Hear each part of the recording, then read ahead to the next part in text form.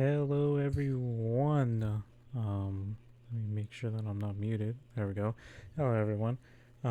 This is my second to last podcast for the month of July.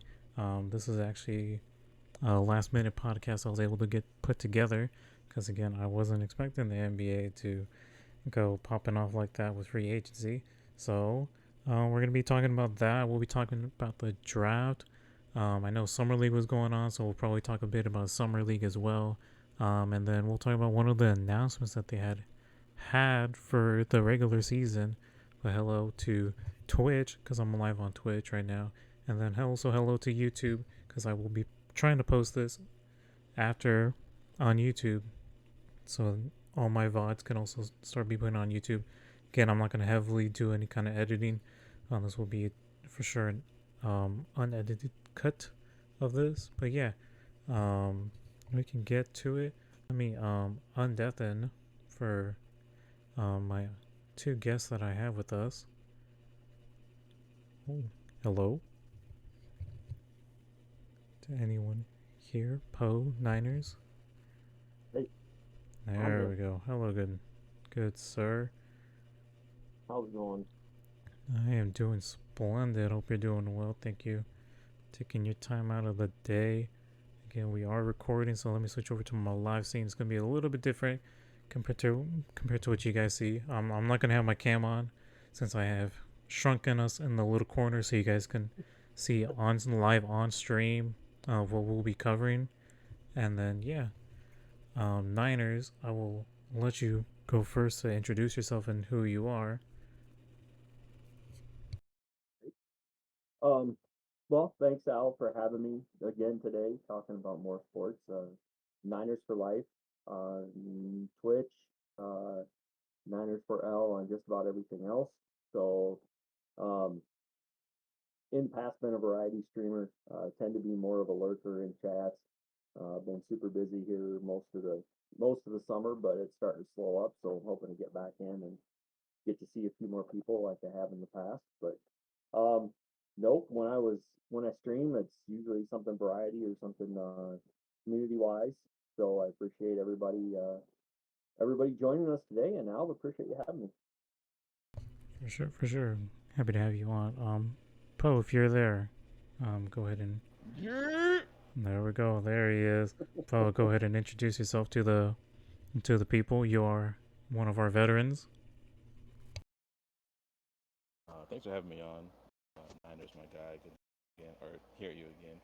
Um, uh, I am Poe. I do be hooping.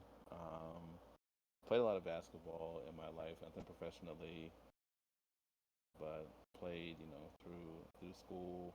Um, Torn ACL kind of ruins my little hopes and dreams that I had for college, but I stayed close to the game and coached a lot of teams, coached AAU teams, coached at big tournaments. So basketball is kind of like one of those things that just kind of comes natural to me, and I hope that I can lend some kind of insight to the things that we'll talk about today, and you know, look forward to chopping it up with you guys. Thank you, good sir. Again, we are live on Twitch, and again, we are on YouTube. In case stream ever does crash, because my frame rates seem to be dropping here and there. Hopefully, it doesn't. Again, we're fully recorded, so if again stream does go down, we're gonna continue going on as we do have podcasts being recorded. And then yeah, I should hopefully have that later tonight. Hopefully, if not, I'll do it on Saturday since I'm only working half a day on Saturday. But welcome everyone to Sandlot Talks. As you guys can see on stream, we're gonna be discussing the draft first because that's like one of the more freshest things that happened. I know Summer League just wrapped up right now too, so we can get a little bit into Summer League here and there. But I do have the NBA draft, and the NBA draft again. We got one of the top prospects. Like I think like this is like the most hyped top prospect that I've seen in a while since Zion, and like the way that I've seen social media just like constantly posting about him and stuff. So it's like that levels of like attention, and Yeah, it all starts off with the lottery, and I already had a feeling the Spurs were gonna have their spot. Niners, I don't know if he had any kind of prediction going on with the lottery, who was gonna take that first pick. From a from the standpoint of um, what we've seen happen in the past. I'm not calling it rigged. Never would do that. But what we've seen happen in the past, and the fact that you have a big man who was arguably the most hyped prospect in quite a few years, I had very little doubt that the Spurs would end up with the number one pick, especially coming from France, where I mean, obviously the Spurs have had great success with guys from overseas. Very true. Very excellent. I'm pointing that out with the Spurs connection with players that come from France. Poe, your thoughts on that entire lottery and then leading up to the draft? I mean, honestly, the lottery is no, you can't call it rigged, but it's so easy to get in there. You just have to tank and then pretend like you're not tanking, and it's so obvious. So many teams do it, and when you're a Hall of Fame coach, it having a bad season is one thing. Having a bottom of the barrel season, that's completely out of the ordinary. So I don't know. Maybe it was a front office call. Maybe it was a collective decision. But it's kind of obvious the Spurs are going to get in there. I The Hornets were close. They lost Lamelo, so they had their issues. But I also think that they had didn't they have? I swear the Hornets had like a pick from somebody else or something like that. They kept them high in those odds or something. But nah, I mean it's easy to get one of those top five spots. Just tank, and a lot of these teams are really good at it. And I'm I'm close to Orlando. I'm not really a Magic fan, but I'm close to Orlando, and they tend to tank a lot. Orlando's been in the top, easily top seven for the last few years, and they've picked up every guard that they've ever wanted, and still done nothing with it. So at this point, I don't think they're tanking anymore. I think they're just trash. But I had no doubt the Spurs were going to get that pick, and there's there was no doubt they were going to pick Wemby. But I love how the guys that work for the betting agencies and the draft companies, kind of getting that side money. I love how they threw in those last minute doubts of like, I heard the Spurs are actually thinking about Scoot, and kind of threw that in there just to kind of get some bets to kind of go their way. So that was kind of interesting. Yeah, I mean that was interesting because again, it's always like it's like the same thing with the NFL draft, and like people usually have that first pick locked in, and it's like usually like a few weeks before the draft, and then they start to bring up, oh well, this guy's starting to climb up the draft, or maybe this is potentially the guy to be the one of the faces of their possible franchise. Same thing with NBA, because again, I was seeing that stuff with Scoot too, that he could probably be swooped in into that first pick, and so. And from what I'm looking at the first round, we're gonna be going over the first round. If you guys have any picks from the second round that you guys want to discuss, be my guest. I'm on the NBA website and they're only showing me the first two rounds, but I know for sure I at least want to go into the first round on this one. And from what I'm looking at, the Magic actually have two picks right now. From what I'm looking at, from 1 through 11, and from two of those picks are the Magics. And both were guards. True. But yes, To Poe's point, Bro, so I'm telling you, they don't know how to put a team together. This club cannot put a team together. I swear to God, in the Magic front office, there's somebody that's just like, all right, so what are our options? All right, we got a big here. We got a swing guard here. We got a really flashy guard. Wait, what was that last one? What was that? The big or the swing man? No. The flashy guard. Flashy guard. Yeah. Pick him up. But our last five picks were flashy guards. Yeah. Pick him up. But but we don't have any bigs. Like our bigs are trash. Like we get killed in the middle. pick him up. I swear to God, that's how the conversation goes every year. I hate it.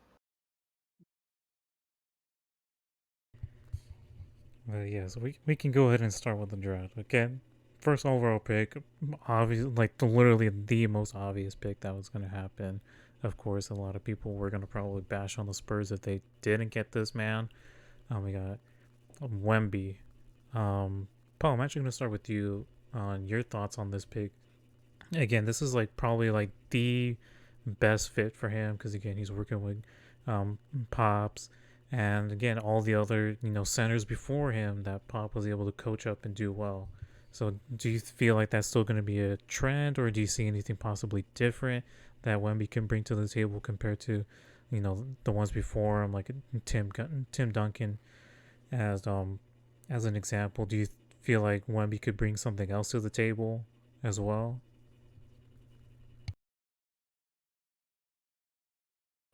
Um, it's really hard to compare his type of talent. Um, and I mean, I guess that's fair for anybody. It's really hard to compare his type of talent because his game is different. Timmy was a post up guy. Timmy would kill you in the paint. He would kill you outside the paint because he would go off the backboard. He had the turnaround jumper. Timmy had the spin move. Timmy was efficient and effective, and super intelligent.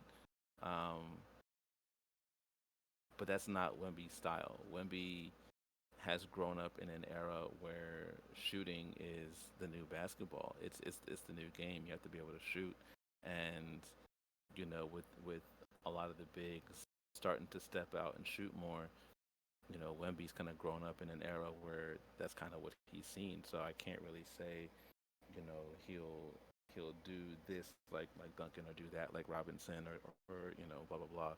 But he's a unique talent. How he adapts to the league, I don't know because his body frame, his body style is still very new. We've seen it with KD, but KD obviously is not 7'5".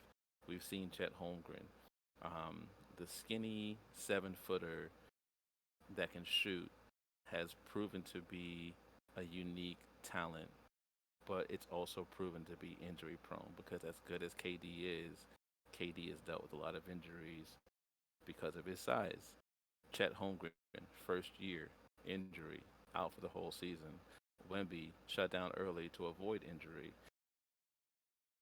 This this type of big man will start to become more and more popular as the years go on.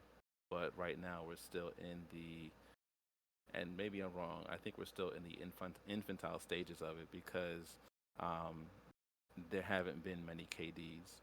And now that we're getting more body styles, body types like a KD, we're going to see some more injuries because they don't have enough. They say meat on the bones, blah, blah, blah. I don't think necessarily it's the meat on the bones. I just think it's an awkward body style to be playing at such a fast pace. KD plays at a very fast pace, and the body style is very awkward because he's slim enough to be quick, but he's so tall that doing things that quicker people do, there's a lot involved in it. The stopping, the side to side, your hips are very involved. Your knees are very involved in it. When you're longer, it takes longer to do those things. So the quicker you try to do them, the more you're putting yourself at risk to be hurt. Um, so I think he's going to be a great talent, but longevity is no one's friend. You have to earn it. I mean, there have been many greats that have not really had a chance to be great because of longevity because their body just couldn't handle it. So that's going to be the thing. I feel like if Wemby is given a chance, or not given, if Wemby is able to stay healthy, I think Wemby's going to be a fantastic talent. Maybe not a back to the basket type guy right away, but defensively he's shown he can affect a lot of shots. It's hard not to at 7'5". But man, the body style really scares me because he's going to have to bump, he's going to have to bang, and hopefully that doesn't create too many problems for him. But in his early years, the bumping and the banging is going to affect him because he doesn't have the strength yet. As he gets a little bit more strength, he doesn't have to bulk up too much. But if he gets the strength, the core strength to handle that, I think he'll be fine. But I don't think we're going to get a back to the basket type guy to really compare to a Tim Duncan. So I'm interested to see how that affects this team because I think for him to be successful, he's going to need to play the four. And it's really awkward to say a 7'5" guy needs to play the four. So um, we'll see what this team does with him. But I think the more we see him at center, I think the less he'll have a chance to be extremely successful unless he can handle the bumps and the hits and the all the things that come with being under the basket. We'll see. You brought up a really good point again about his build that he has. Because again, one of the main issues was that again the bumps and stuff, and then it didn't help when he said himself, Wemby, during a press conference, like people even asked him like, do you plan on like trying to do like a bulk up, get like put some weight on you, and he had said no. I already know that's gonna be like for sure shot down. I don't think Pop is gonna allow that. He's gonna have him for sure do like certain training to at least bulk up a bit, to at least do something to add to that game. Because again, you guys, Poe had mentioned again, he brings the shooter style, and then again, if he can be in that, be able to take the bumps and stuff and attack the paint, you have like a really really good player on your hands right there. Um, Niners, your thoughts on that? Like the pick of Wemby, and then all the stuff that's going around Wemby. Yeah, I think from the Spurs side, I don't think this was even a question. I think you don't often get a 7'5" guy who can shoot 7'4", whatever he ends up measuring, who can shoot as well as he can from outside. I think the biggest thing for him, and kind of to Poe's point, is if you look at some of the European games, they tend to be a little more physical, but he towers over everybody. I mean, and you can when you can shoot over top of your defender, it makes it a lot easier to set up in that out so set up on that outside. And I think if they can pair him with a physical, you can even physical four, but you're looking for, I mean, body type. You're looking for like a Draymond Green, somebody who can go in and physical up against a center, and then allow him to play that four spot on offense. But then you know you can camp him under the hoop as much as you can anymore on defense, and you turn him basically turn everything into him. It's what the Lakers did with Anthony Davis all the way up until the uh, the West Finals. I mean, they were able to let him just kind of roam in the middle, and they just filtered everything to him, allowed him to just go up and block it. Um, I think the biggest thing that we're gonna have to see with him is a combination. He's gonna have to get a little bit stronger, but I think it's gonna be um, more of that not so much trying to bulk as much as trying to keep that strength in the joints, and keeping the muscles balanced around it, um, really to kind of protect the joints, protect his knees, his ankles, his elbows, shoulders, all that stuff that you're gonna run into somebody who's gonna give him a good hard foul few times. And so I think for him it's gonna be bouncing back from that. Um, I I think he's great talent. I mean, I watched the game he played in I watched the partial games he played in the summer league, and I think he's got definitely all the skills to be a star. And it's going to boil down, just like Poe said, it's going to boil down to staying healthy. It's going to boil down to being able to handle the rigors of playing an NBA schedule.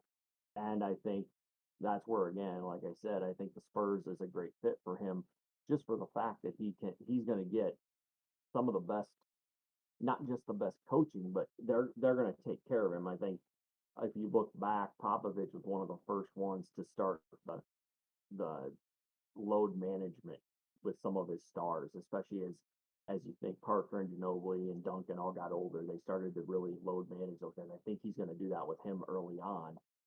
But I think there again, if they keep him healthy, he's going to be a scary sight. I think for quite a few years.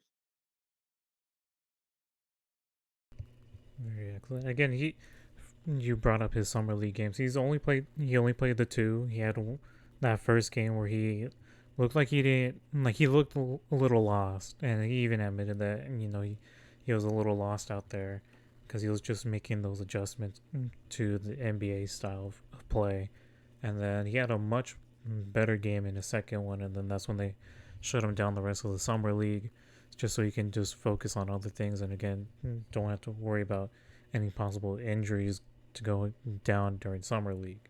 So I mean, good on them. Again, this is their investment right there. Then again, this is their potential next face of their franchise. So good on the Spurs to look out for him and make sure that he does whatever he needs to do to make sure he stays on that court for the long haul of the season, and then hopefully playoffs if they can bounce back to playoffs. Did you guys have any other thoughts going on to Wemby before we move on to the Hornets pick? Nope, I don't. Alrighty then. We shall move on to the Hornets pick. And I do apologize to people on the stream if anyone says anything in chat and I don't read it right away. I'm bouncing back and forth between the stats that I have pulled up on my phone and then Twitch chat. I need to add Twitch chat onto my OBS so I can also read that there, so it makes it a lot easier for me. But going on to the Hornets pick, they drafted forward from Alabama, Brandon Miller. His current height is 6'9". He has 200 pounds, and he's only played one season of college so far. And just to read off some of his stats right here, he averaged 18.8 points per game. His field goal percentage was about 43%. His 3-point percentage was 38.4. And then his free throws, because I know free throws are really adding up now with all the fouls, he has from 85.9 from the free throws. I think this is a really excellent pick, and especially when you had LaMelo going down, but then he did actually re-sign an extension most recently. So I mean, they're trying to load up because again, this was a team that was a play-in tournament team to now they're like still like in the bottom and try to figure things out.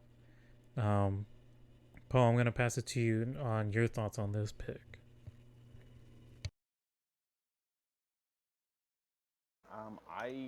I like this pick. Brandon Miller is certified. The kid can hoop. He's got pretty much a complete game. He can really play. Um, especially playing somewhere like Alabama where they don't. They've had a few good seasons these last couple of years, but Alabama isn't necessarily where people go to play high caliber basketball, and he did that. He was able to play really good basketball. Um, his size, his shooting, his ability to handle. Um, he's definitely got a feel of like a Paul George type. If I were to compare him to anybody, obviously they all have their own styles, but that would be the closest thing I can think. Is more like a Paul George. We'll see how he handles things on defense. He is a good defender, but we'll see how he handles things at the next level defensively. But the kid can shoot. He he's more mature than he seems on the court. But he's still a kid. Technically, I think he's like 19, 20, something like that. But I think he fits the team well. I still think this team needs a lot to be more successful. Um, but they've got a couple good forwards. They got, I mean, technically Melo is a guard, but he's also like 6'8", 6'9". So they got two guys that can shoot, handle the ball well.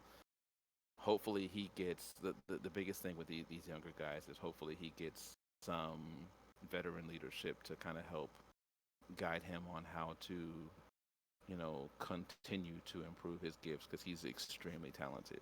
I don't think there's anything that this kid can't do if he really starts working on his game, he could really become a complete player.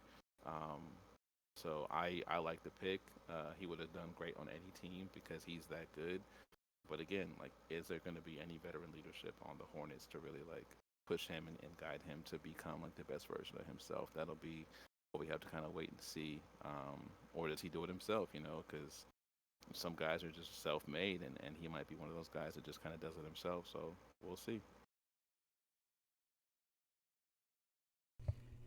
Excellent, excellent.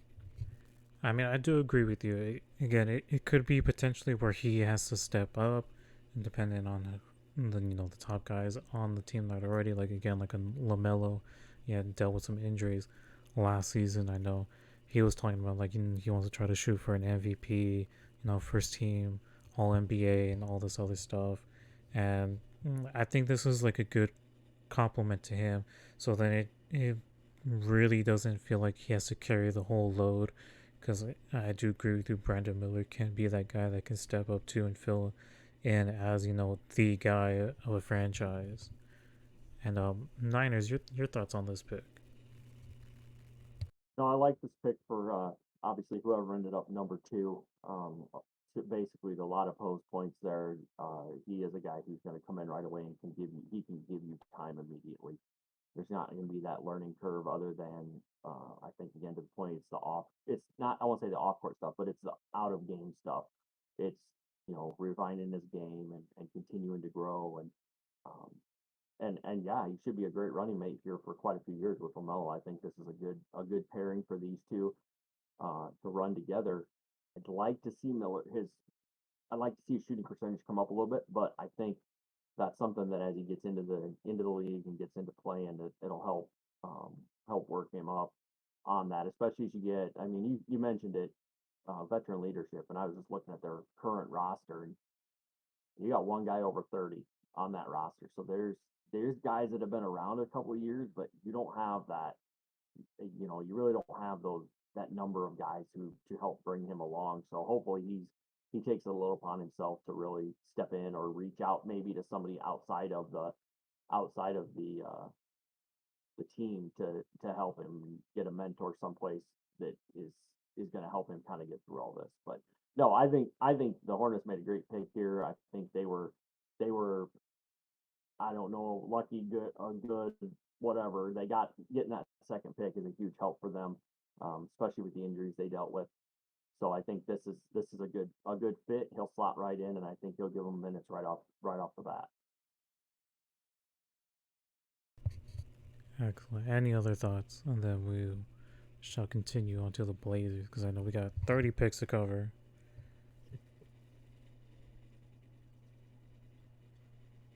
Alrighty then. We shall move on to the third overall pick from the Blazers. And a lot of things are going on with the Blazers.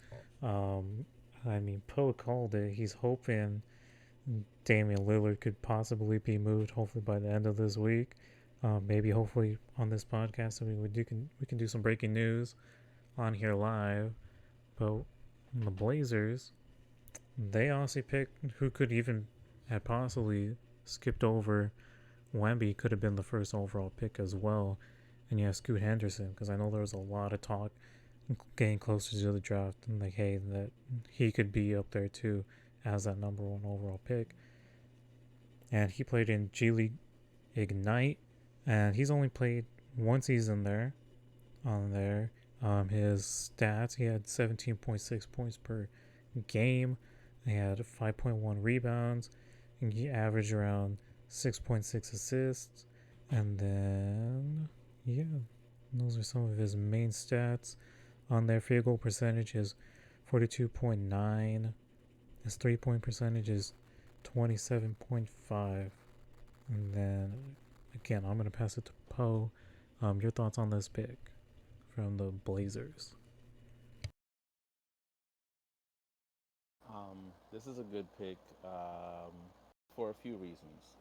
Good pick because you don't know the status of Dame, and this kid, um, he's gonna play guard. If Dame does stay, what a great mentor to have on the team. I know Scoot already has a mentor in Steph, because they do off-season training together. They've been working out a lot this past off-season, or I'm sorry, current off-season.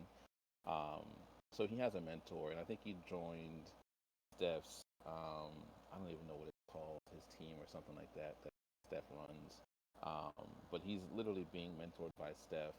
But when it comes to gameplay, what a great mentor he could have in Dame Lillard if Dame stays, and if not, um, he will unfortunately be kind of thrown into the fire. It happens to a lot of rookies. He might be thrown to the fire, but he will have a pretty great mentor to help guide him through some of the struggles he's going to have. So I think he's super talented. He's really young. He graduated high school at 17 um, on purpose, just so he could get a year in the G League, because he didn't want to go to college because he understood and I think I think him and his family. I'm not sure if this is correct, but him and his family made that decision before NIL money really became a thing because they wanted to make sure that he was monetizing his value. Like you get paid in the G League, so they're like, why go play in college where they're gonna make money? You're not gonna make any money yourself. And then they passed the NIL stuff, so maybe he would have gone to college if things were different. But um, I like the decision to play in the G League, especially the fact that I think other than his first G League game, I think he started every G League game being 18 years old amongst grown men that are trying to get a spot on an NBA team, um, and going out there and having double-digit points each game. That says a lot about his talent. His body makes him look bigger than he is. He's only 6'2". Um, he's already got that strength. He's already got some really good understanding handling the ball and that. But he's proven in games. He played the game against Wemby. He's proven in many games that he's not afraid of a challenge. He's out there ready to take on anyone that steps up. Love that confidence. So I'm looking forward to seeing how things work out for him. Um, I personally love to see rookies come off the bench because I like to see rookies like take time to learn. But in most situations with these top five picks, they're not coming off the bench. They're going to start right away. So he'll probably be another one of those that starts right away. I hope nothing but good things for him. Niners, your thoughts on the pick by the Blazers? Echo quite a lot of what Poe said there. The one thing that I think where I think it really will hinge is, I think as you guys have both mentioned, um, the situation with Dame is going to be a big part of it. I think he can handle it if he gets thrown in the starter lineup? Yeah. Do I think he'll long term might be better if he has a year of working with Dame? Yeah, I think that would help him out as well. There's just something like you said to be said for that, having that veteran leader on your team. Um, Especially a guy who's been as loyal to the Trailblazers as Lillard has. So, from my standpoint, yeah, nothing really more to add than that. I just think he'll be successful whichever way he gets to go. It might just take a little bit if he's thrown into the fire right away, just to get used to the speed and everything else from the NBA game. But playing in the G League helped him out a ton, giving him that opportunity to play against basically older players. Most of the guys in the G League are going to be a year or two older than him. So it really gave him a chance to play against some older guys. I think it helped his game out a lot.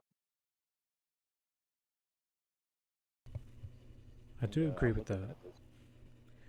I'm Well, sorry. I'm looking at this roster right now, and they're young. Like when Dame leaves, there's nobody over 30 on the team. They are young, so so they're gonna need some veterans. another Thunder situation because the Thunders are a very young team too. I I'll say no to that. The Thunder are young but talented. Um, they're they're gonna be good. Blazers are young and without Dame, they're gonna struggle for leadership, and I think that's what's gonna help that team. So it's really hard to ask a rookie to lead a team as far as like maturity wise. Maybe he might lead you in points, yeah, but maturity wise, you need like a leader.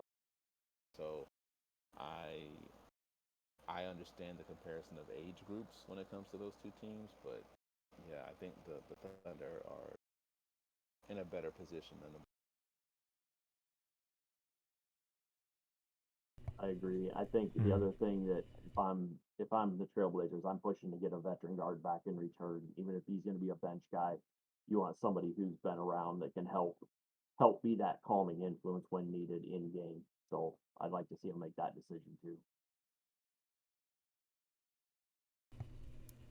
Very much agreed. Again, everything's all dependent on what Damian Lillard does. But any other thoughts before we move on to the fourth overall pick?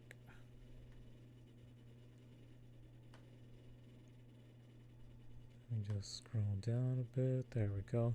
Alrighty, number 4 pick overall from the Houston Rockets, which they had drafted Amen Thompson from Overtime Elite. Again, just to read off some of his stats in his time. He averaged 16.3 points. Um, let's see. His field goal percentage was 56.8. 3-point percentage was 23.3. His free throw was 64.6. And pretty solid stats. I know a lot of people were saying that probably one of his main issues, and which could easily be fixed too, especially when you're on the NBA, was his turnovers, because he did have a lot of turnovers whenever he was on the court. But I think this is a solid pick. I know Rockets are desperately trying to get things going with their young roster too. Another young team that's trying to get things going. And Niners, I'm actually going to pass it to you this time on your thoughts on this pick. I think Houston made a good pick here. I think this is a guy who, without Wemby and without Henderson, let's say Wemby doesn't come out and Henderson goes to college and stays there a couple years, he's probably your number 2 overall. Just happened to fall down to Houston based on who was there and who was available at that time. But I think you're exactly right, Al. You got to cut the turnovers down. That's going to be a big thing. Um, and yeah, I mean, this is a Rockets team that has kind of kind of rebuilt themselves a little bit. They've got a few older guys, um, got a few guys up in their 30s, and I think adding Van Vliet in free agency is going to help them out as well. That gives you another guy who's been around, um, been to the finals, got a title. Um, but they've added guys in free agency that'll help them out and it'll help his growth as he comes into the league. But I think this for Houston is a pretty good pick. Excellent. Poe, your thoughts on this pick? Um, this wasn't a really strong draft. Not knocking any of these guys. Once you get past pick like number 5, it's just pick up who's the next best available. Um, I like this pick. I like the Amen and the sword. I think they're very talented, but the issue is they're young. And all the top 5 are young. I think all the top 5 are probably the same age, in a couple of years of each other. But with youth comes turnovers. Um, it's just part of life. I mean, as someone that's been around the game for a while, someone coached for a long time, it doesn't matter how talented your players are. It's all about intellect. Are they putting themselves in the right situations on the court? Um, are they putting themselves in difficult situations more often than not? That kind of things. And when you come across kids that are extremely talented and extremely gifted physically, they take time to adjust to playing with older minds. So for these guys, they spent 17 years of their life being better than everybody. That's just how their life has been.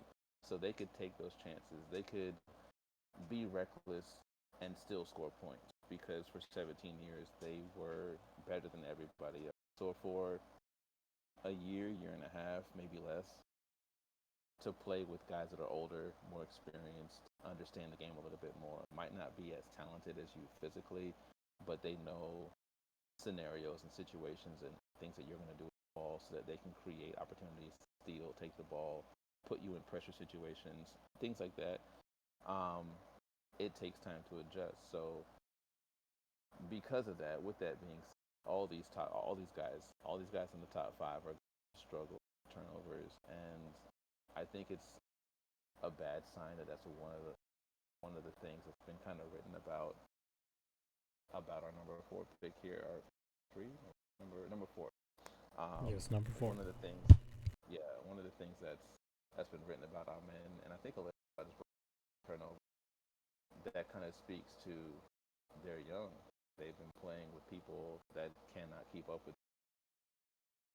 Now that they stepped up to the plate and played crowd, not like old crowd, but like these guys that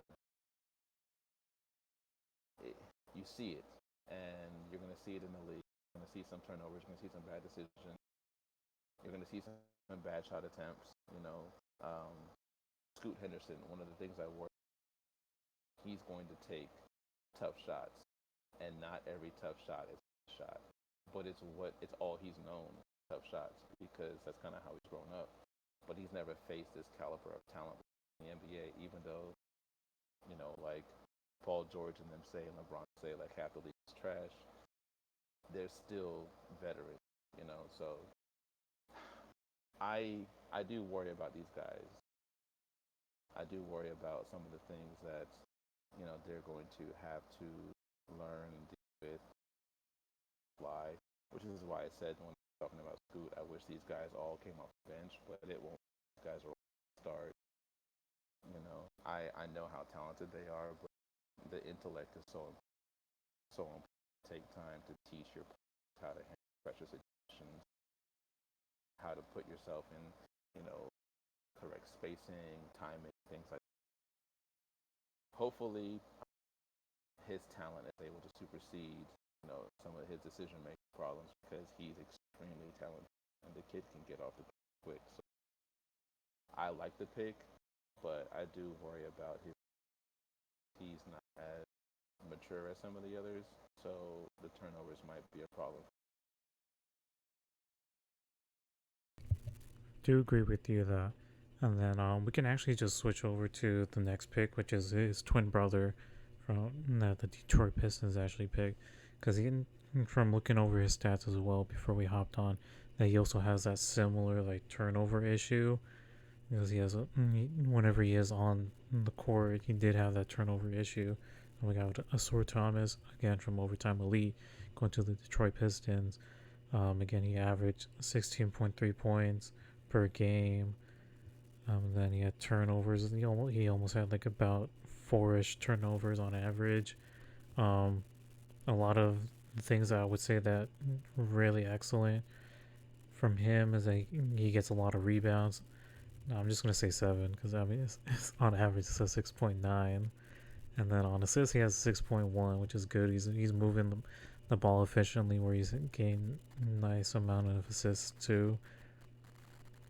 But yeah, I think with same issue with him, it's just the turnovers, and like you guys had brought it up early, he's young too.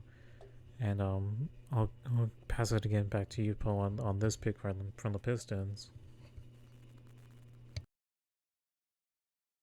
Um, I kind of feel the same way about the Rockets that I do with the Pistons. I kind of feel bad for anyone that gets drafted by these teams because they're not good. Um, I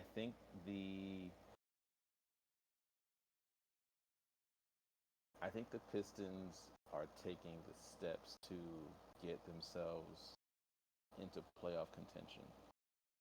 So I'm looking forward to seeing what this team does in the future. The Rockets haven't really shown me that kind of commitment. Um, since they lost Harden and Paul, uh, they haven't really shown that they care about anything other than getting good draft picks and playing basketball. I I don't know. I like the picks. Both these guys deserve to be top five. Both these guys are extremely talented. But as far as the season goes, it's going to be really hard to gauge their talent when they're playing for teams that are struggling a lot. It's going to be really hard to see what kind of gifts these guys have and what they can be, because a lot of that stuff, a lot of that scene stuff with your team not being that talented really affects your. I'm hoping for good things, but we'll see how it pan out. The Pistons are going to be in a better spot than the Rockets this year. Hope it works out for them. Thank you for that. Niners, your thoughts on this pick from the Pistons? 100% agree on everything that was said. I think the biggest thing in looking kind of especially at these young guys is you're going to go through streaks. They're gonna have games where they look really good. They're gonna have games they look really bad. It happens to even some NBA veterans will have streaks like that. So I think for them it's going to be how do you bounce back from those downs and how do you ride out those highs because it's the easiest thing to do is to let yourself get down if you have a bad night. But um, I think these two, what I'm really interested in seeing again, Poe talked about it with the teams they went to, but how do they play without each other?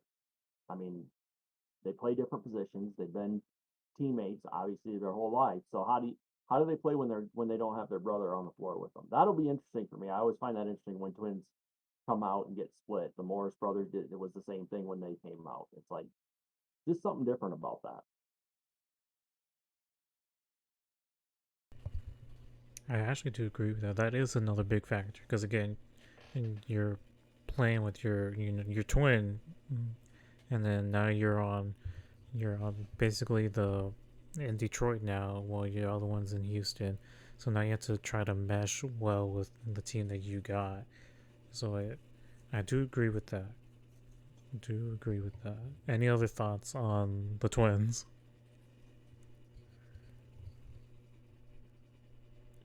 Alrighty then. We shall move out of the top five. And Poe, like you said, this draft is very young.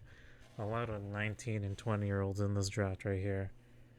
And same with this next pick from the Magics. Of course, a guard, as Poe had mentioned, is a guard, and from Arkansas. Oop, there we go. Almost exit out of my stats. There goes guard from Arkansas. We got Anthony Black coming in at 6. He averaged 12.8 points per game.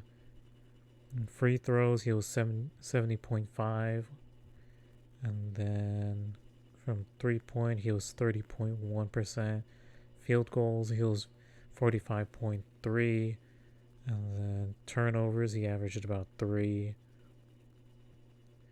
I honestly don't know how I feel about this, especially Poe, because you brought it up with the Magic always seeming to be drafting guards left and right. I'm actually just gonna pass it to you since you live near Orlando. Your thoughts on this pick? Um, uh, I it's dumb to say the Magic should have picked up a big man because they should have. So it's dumb to say it because it's obvious they should have picked up a big man. Another guard who is, in my opinion,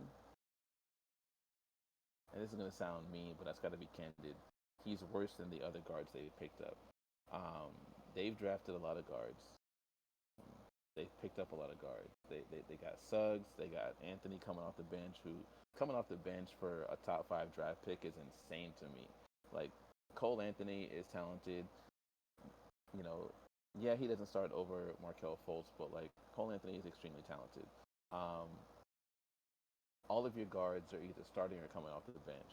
Why pick up another one? It makes zero sense to me. One whose shooting numbers don't really impress.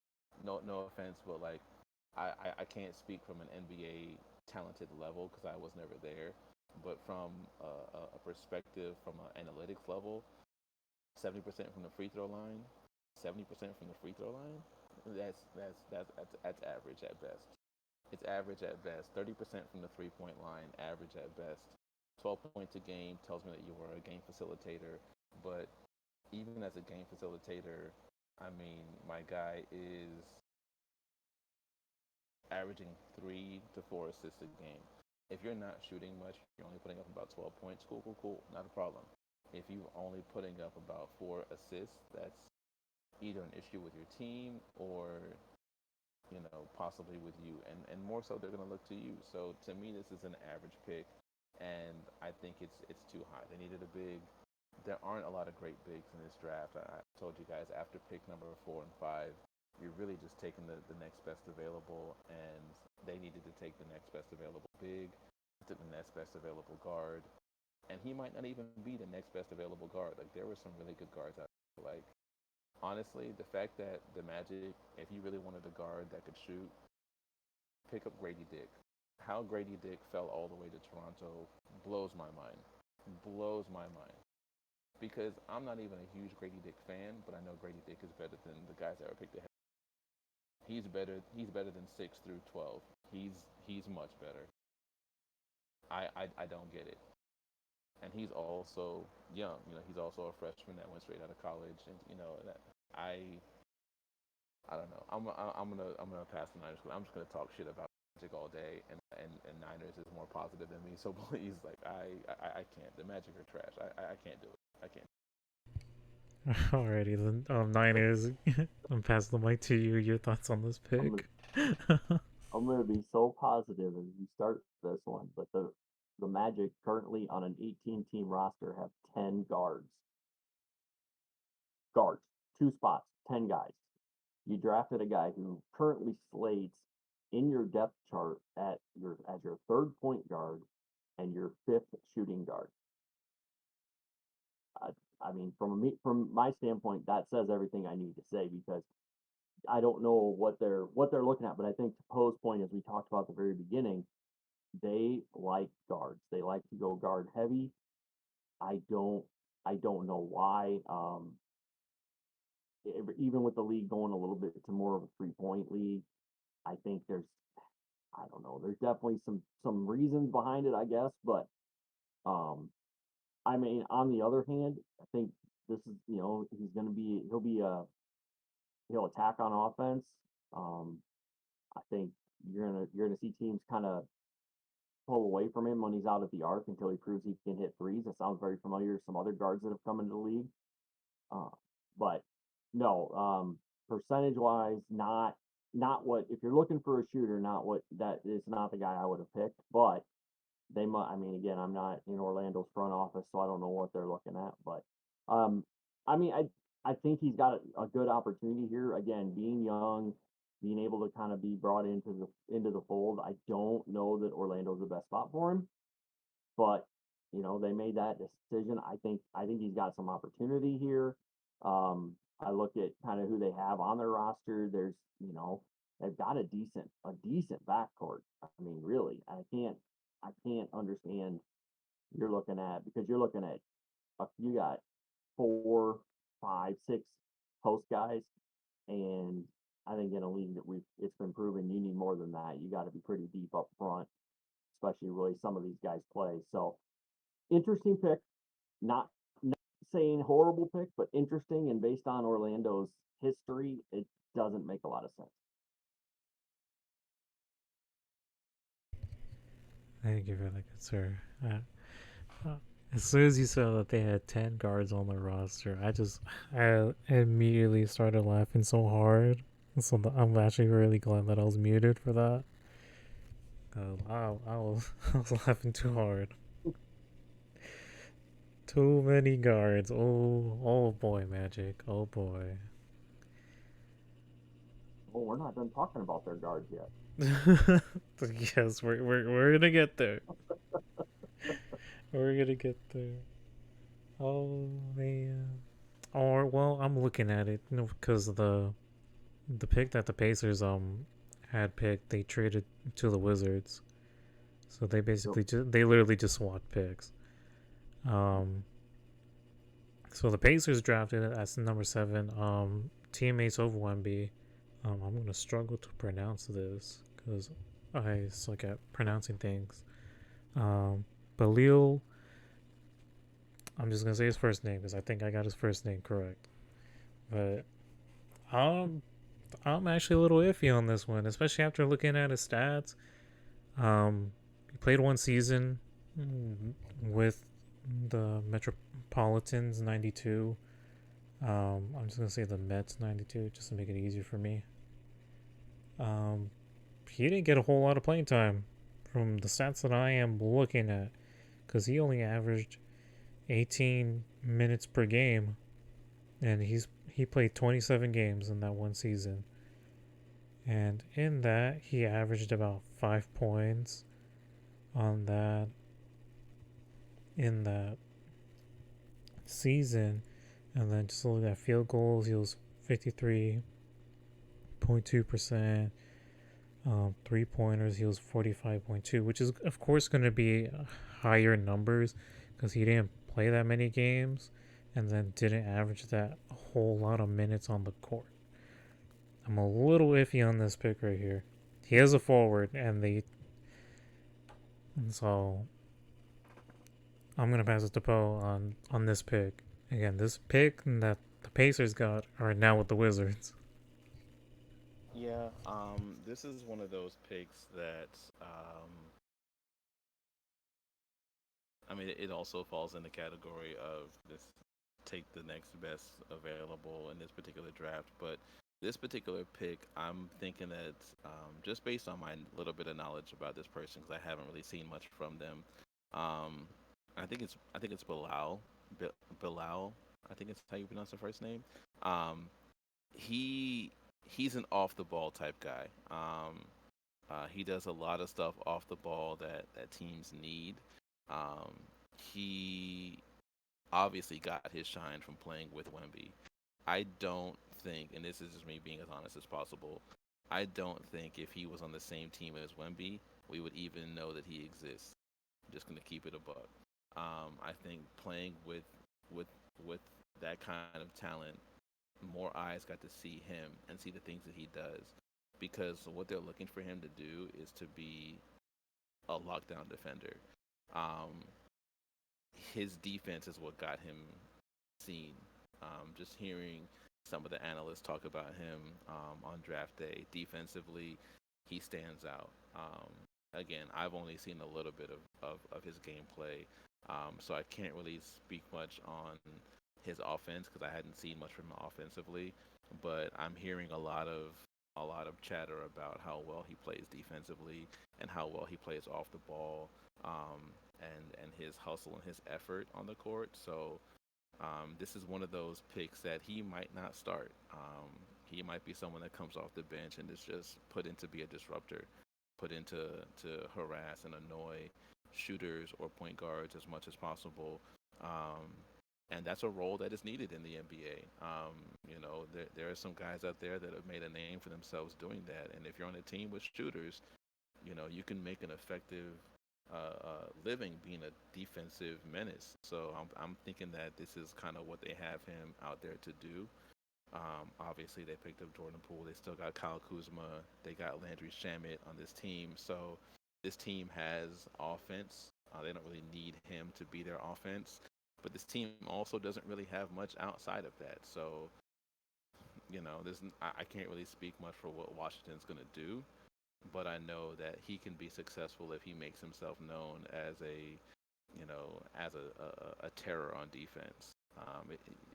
We talked earlier about how it's important to be on the right team to kind of help get you the right mindset. You're on a losing team too much and kind of mess with you mentally.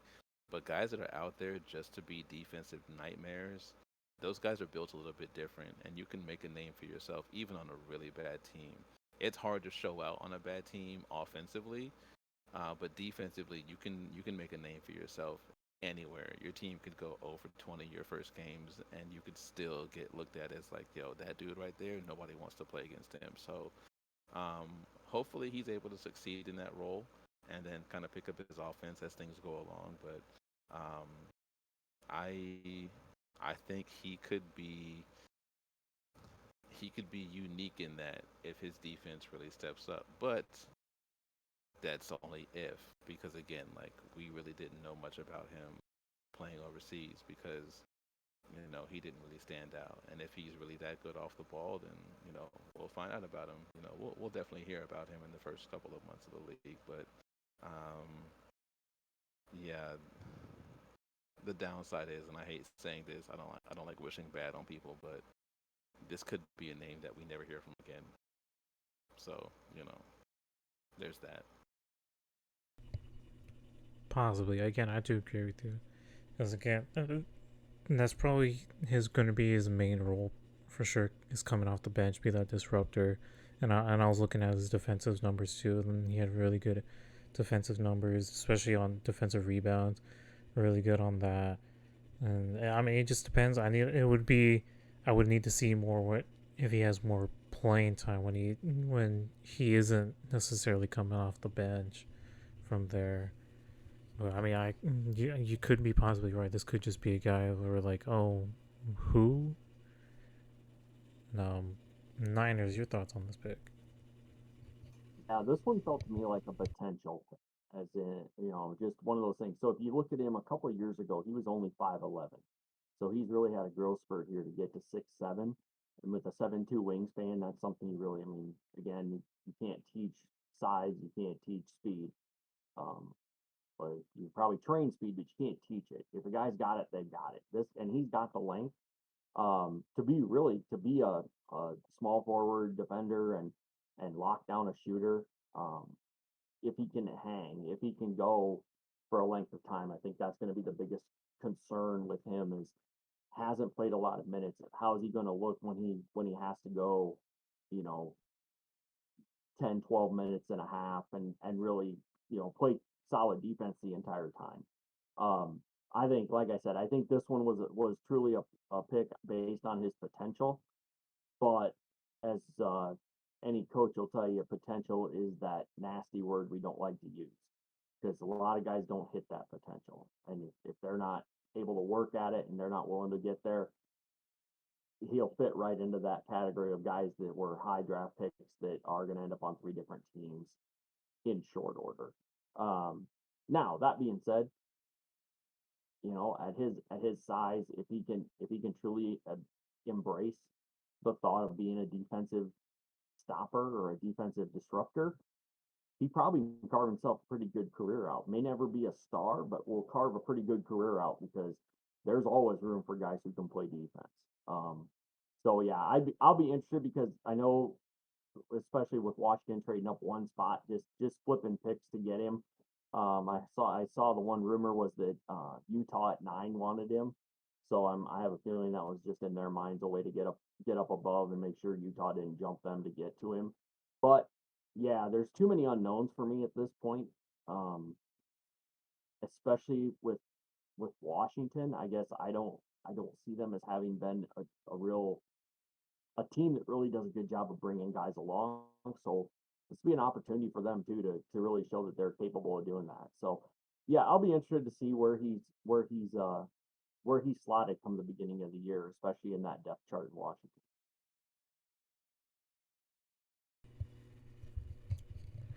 We shall move on. Let's go to the Wizards. I mean, they drafted um, Jarris Walker. Again, they did basically the whole flip thing right there. They traded picks right there because he ended up going to the Pacers.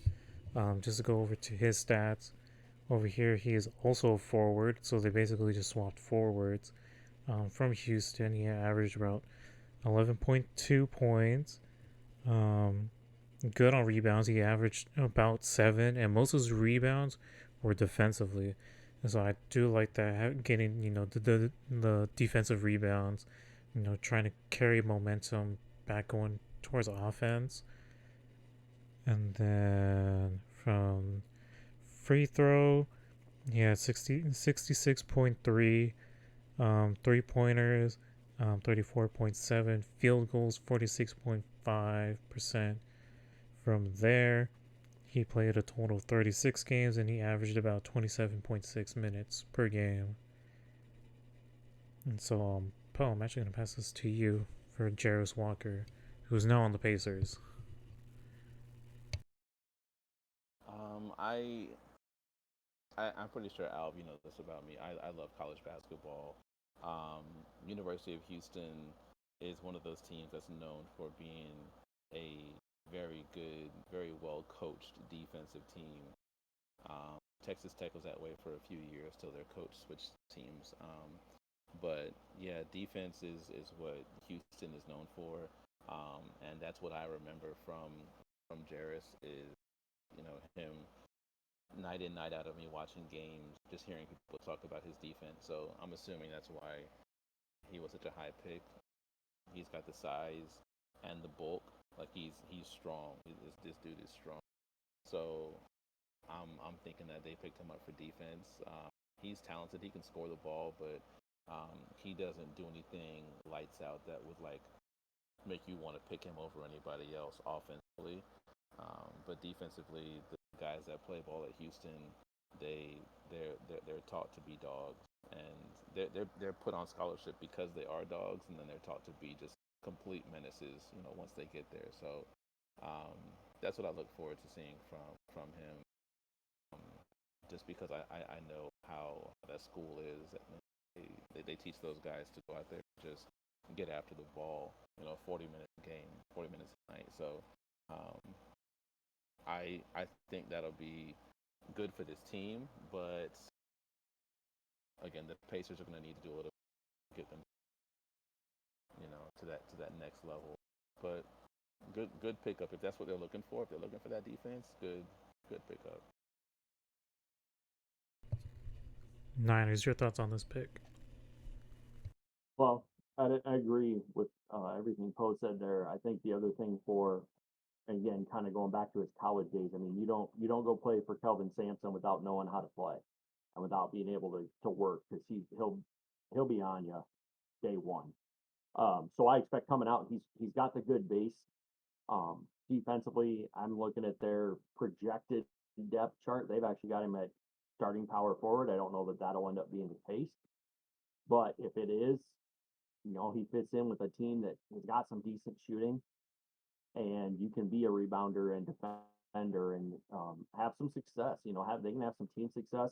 I don't know if he'll, like I said, I don't know that he'll end up there once the season starts up, but that's where they've got him at now. So really, to get that guy at 8, um, and the second of two power forwards, I think it's a good pickup for Indiana, and I think they'll be happy with him long term.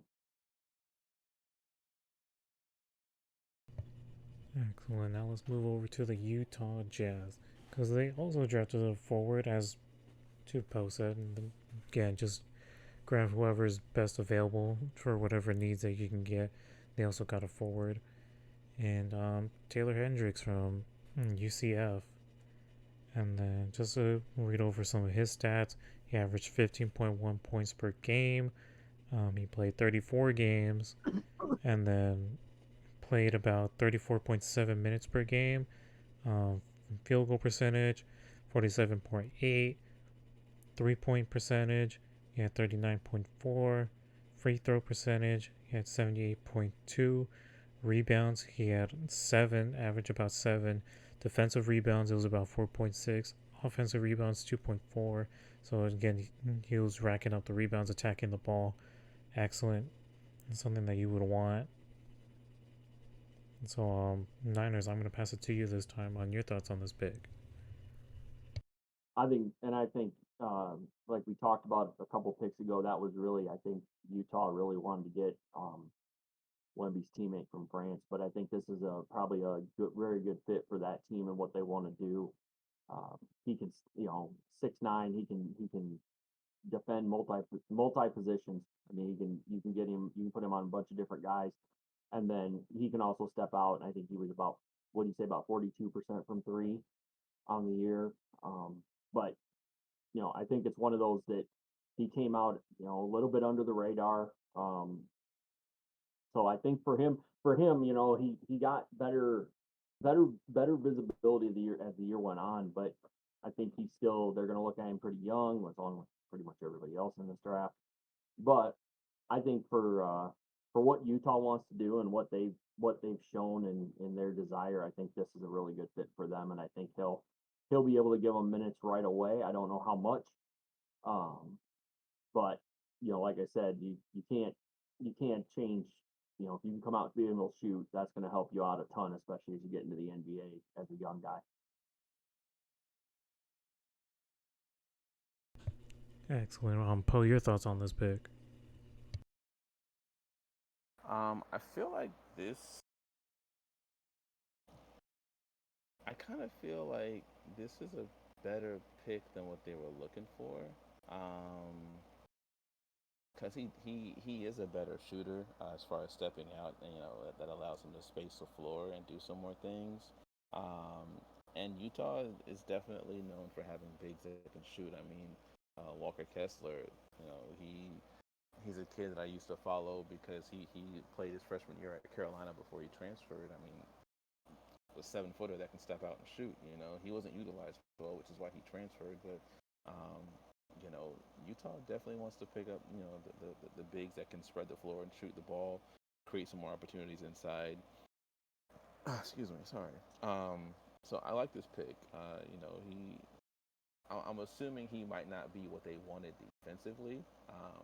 The earlier pick might be the better defender, but I think this might be a better overall player for this particular team. So, um, and this team isn't very, they're definitely playoff contenders. So, um, I feel like this is a probably the better overall pickup for this team.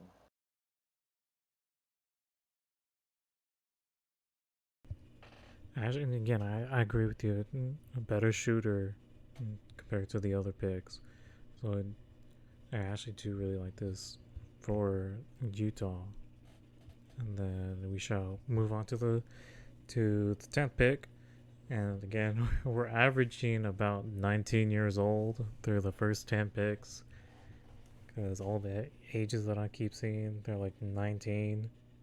I think I forgot who was 18, and so far from the top 10. But the pick that the Mavericks had picked and traded over to the Thunder, and Wallace from Kentucky, and they played 32 games, averaged about 32.1 minutes per game. From the field goal percentage, they got 46 points or 44.6.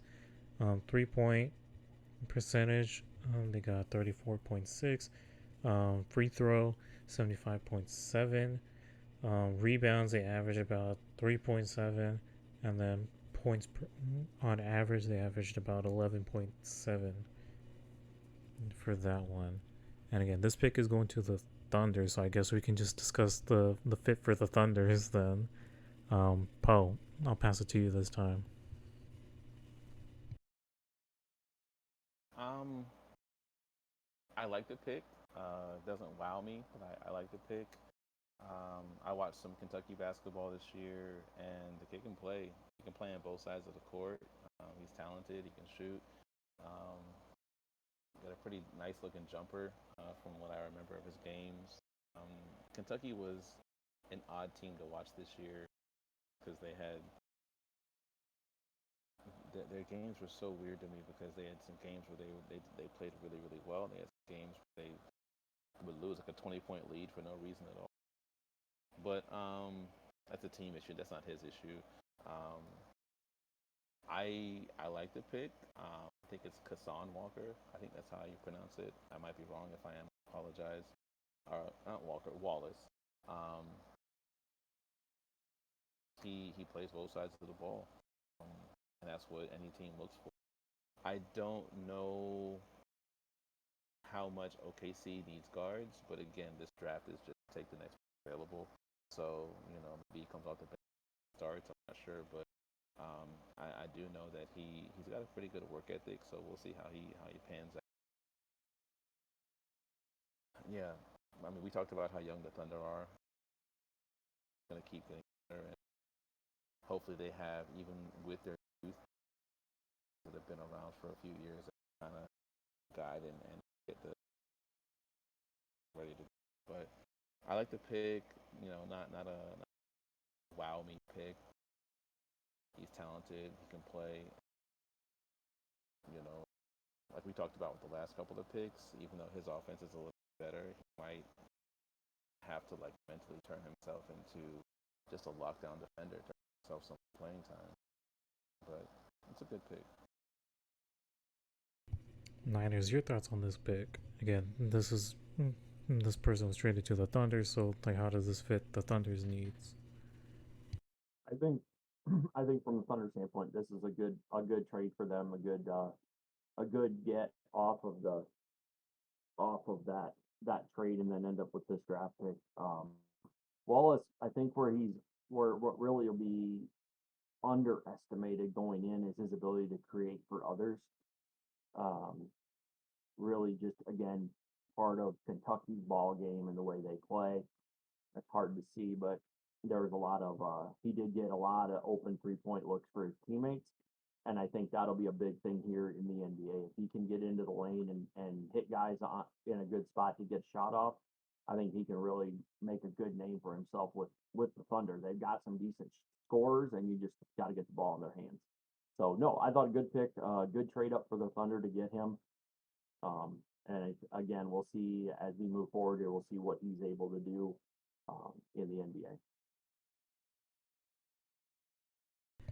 Moving on to the Magic's second pick of this first round. I'm already died because they drafted More another. guards. They drafted another guard. I'm sorry. Another guard, Jet Howard from Michigan. Just to go look over his stats. He played 29 games.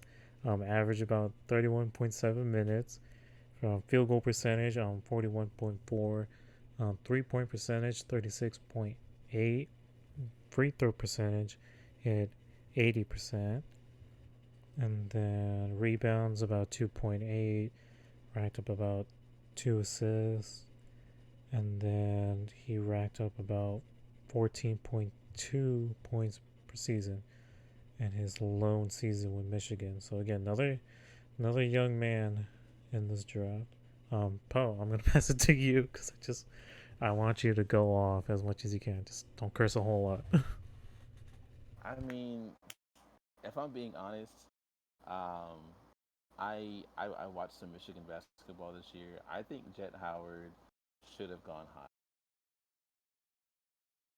even if it was still to Orlando. Should have gone higher. Um, of course, he went to Orlando. He's a bigger guard though. What is he? 6'9", 6'8", six like around there, like 6'8". 6'8". All right, he's 6'8".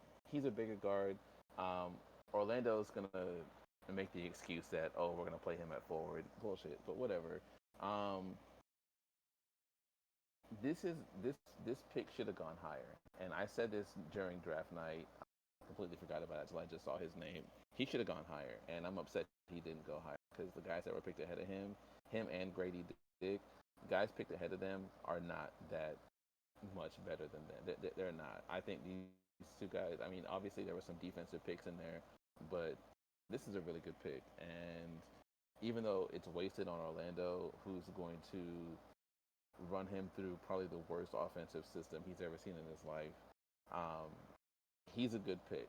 He deserves a better team, and I can't wait till he gets traded somewhere to actually show how good he can be. But this kid's talented. I hate to see him go somewhere where he's going to be treated like a 6'8" point guard in a team full of point guards. But that's what's going to happen. He's going to be treated like a point guard on a team full of point guards, and they're going to wonder why he's successful. Yeah, I like the pick. I hate that I I'm done with the team. I'm done. Nine is your thoughts on this pick. I agree that he should have gone higher just with his skill set and with his size. Um, and I'm 100% with Poe on the fact that they'll find a way to. He'll show flashes in Orlando, but he won't show his true potential until he ends up signing as a free agent elsewhere or getting traded elsewhere. Um, Somebody who recognizes what he's capable of doing and what he can bring. Like I said, I'm again 10 out of 18 positions currently are filled by guards on that team. So there's a ton of guards in realistically two spots. Um, so yeah, you can go 3 guard lineup, but you can't go for very long in the NBA. So I'll be excited to see kind of what he shows, especially when you think about the fact that just a handful of picks earlier they took another guard. So I'll be interested to see between him and Black who really comes out looking like the better player. I'm just worried that neither one of them's going to look great just because of where they're buried. But no, there's always hope. Orlando's not my team, so I can say that. I mean, like so last year they pick up Paulo Banquero, another one of those guys that is kind of like a once in a lifetime talent. He's super talented. He is. I hate Duke, but the kid can play. The kid can absolutely play ball, and he's literally just Jet Howard is literally just Paulo. Just one level below that. I mean, he's good enough to be at that level, but he's just Paulo that can shoot threes better. That's it. Like Paolo's what 6'9". They got this kid who's 6'8". They're just picking up these guards. Now they're picking up guard forwards. Like, what are they actually doing? Like, there's no reason that on a team this bad, Paolo should have averaged like 17, 18 points a game. Someone at his talent level on a team this terrible, while you're just tanking the whole ship, he should be averaging like 25 points a game. That tells you how bad this team is. So like, I feel like this kid has a potential out of these two draft picks to be the better overall player. But again, he's going to a team that's gonna they're gonna fuck his numbers up. They are. This team is going to ruin this kid, and we're never gonna know how it can really be. But for him, for Jet Howard, for Paolo, even for someone like Cole Anthony, I can't wait till they go play somewhere else. I can't wait, or at least send a good coach to Orlando. Something. Give me something. Okay. I'm done again. I'm done.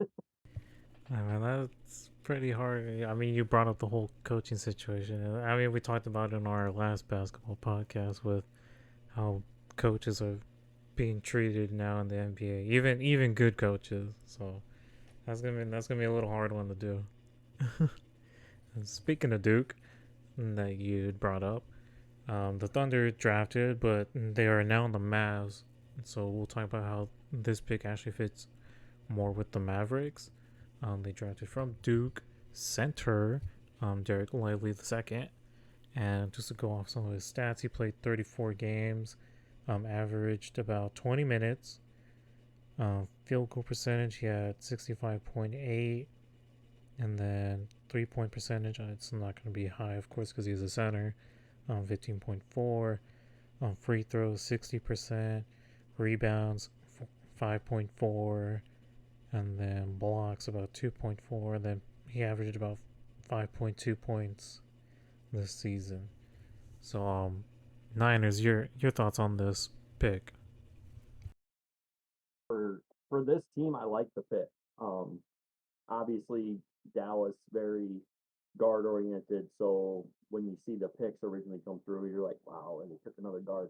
But for this team, with what they've got from a shooting standpoint and a playmaking standpoint outside, I think he's a really good fit. I think he can help be a defensive guy for them in the lane, and I think really with his frame he still is growing into. I think there's still some opportunity here for him to get stronger and bigger and really improve his body size as he goes forward. But I think with Dallas, he's in a good situation. I think it's a team that's got, he's not going to be asked to be the scoring leader. He's going to be asked to do his job and really just finish around the hoop and do the things, rebound, play defense, all the things that you need glue guys to do. And I think he fits in really the opportunity to be a lot more than that as he gets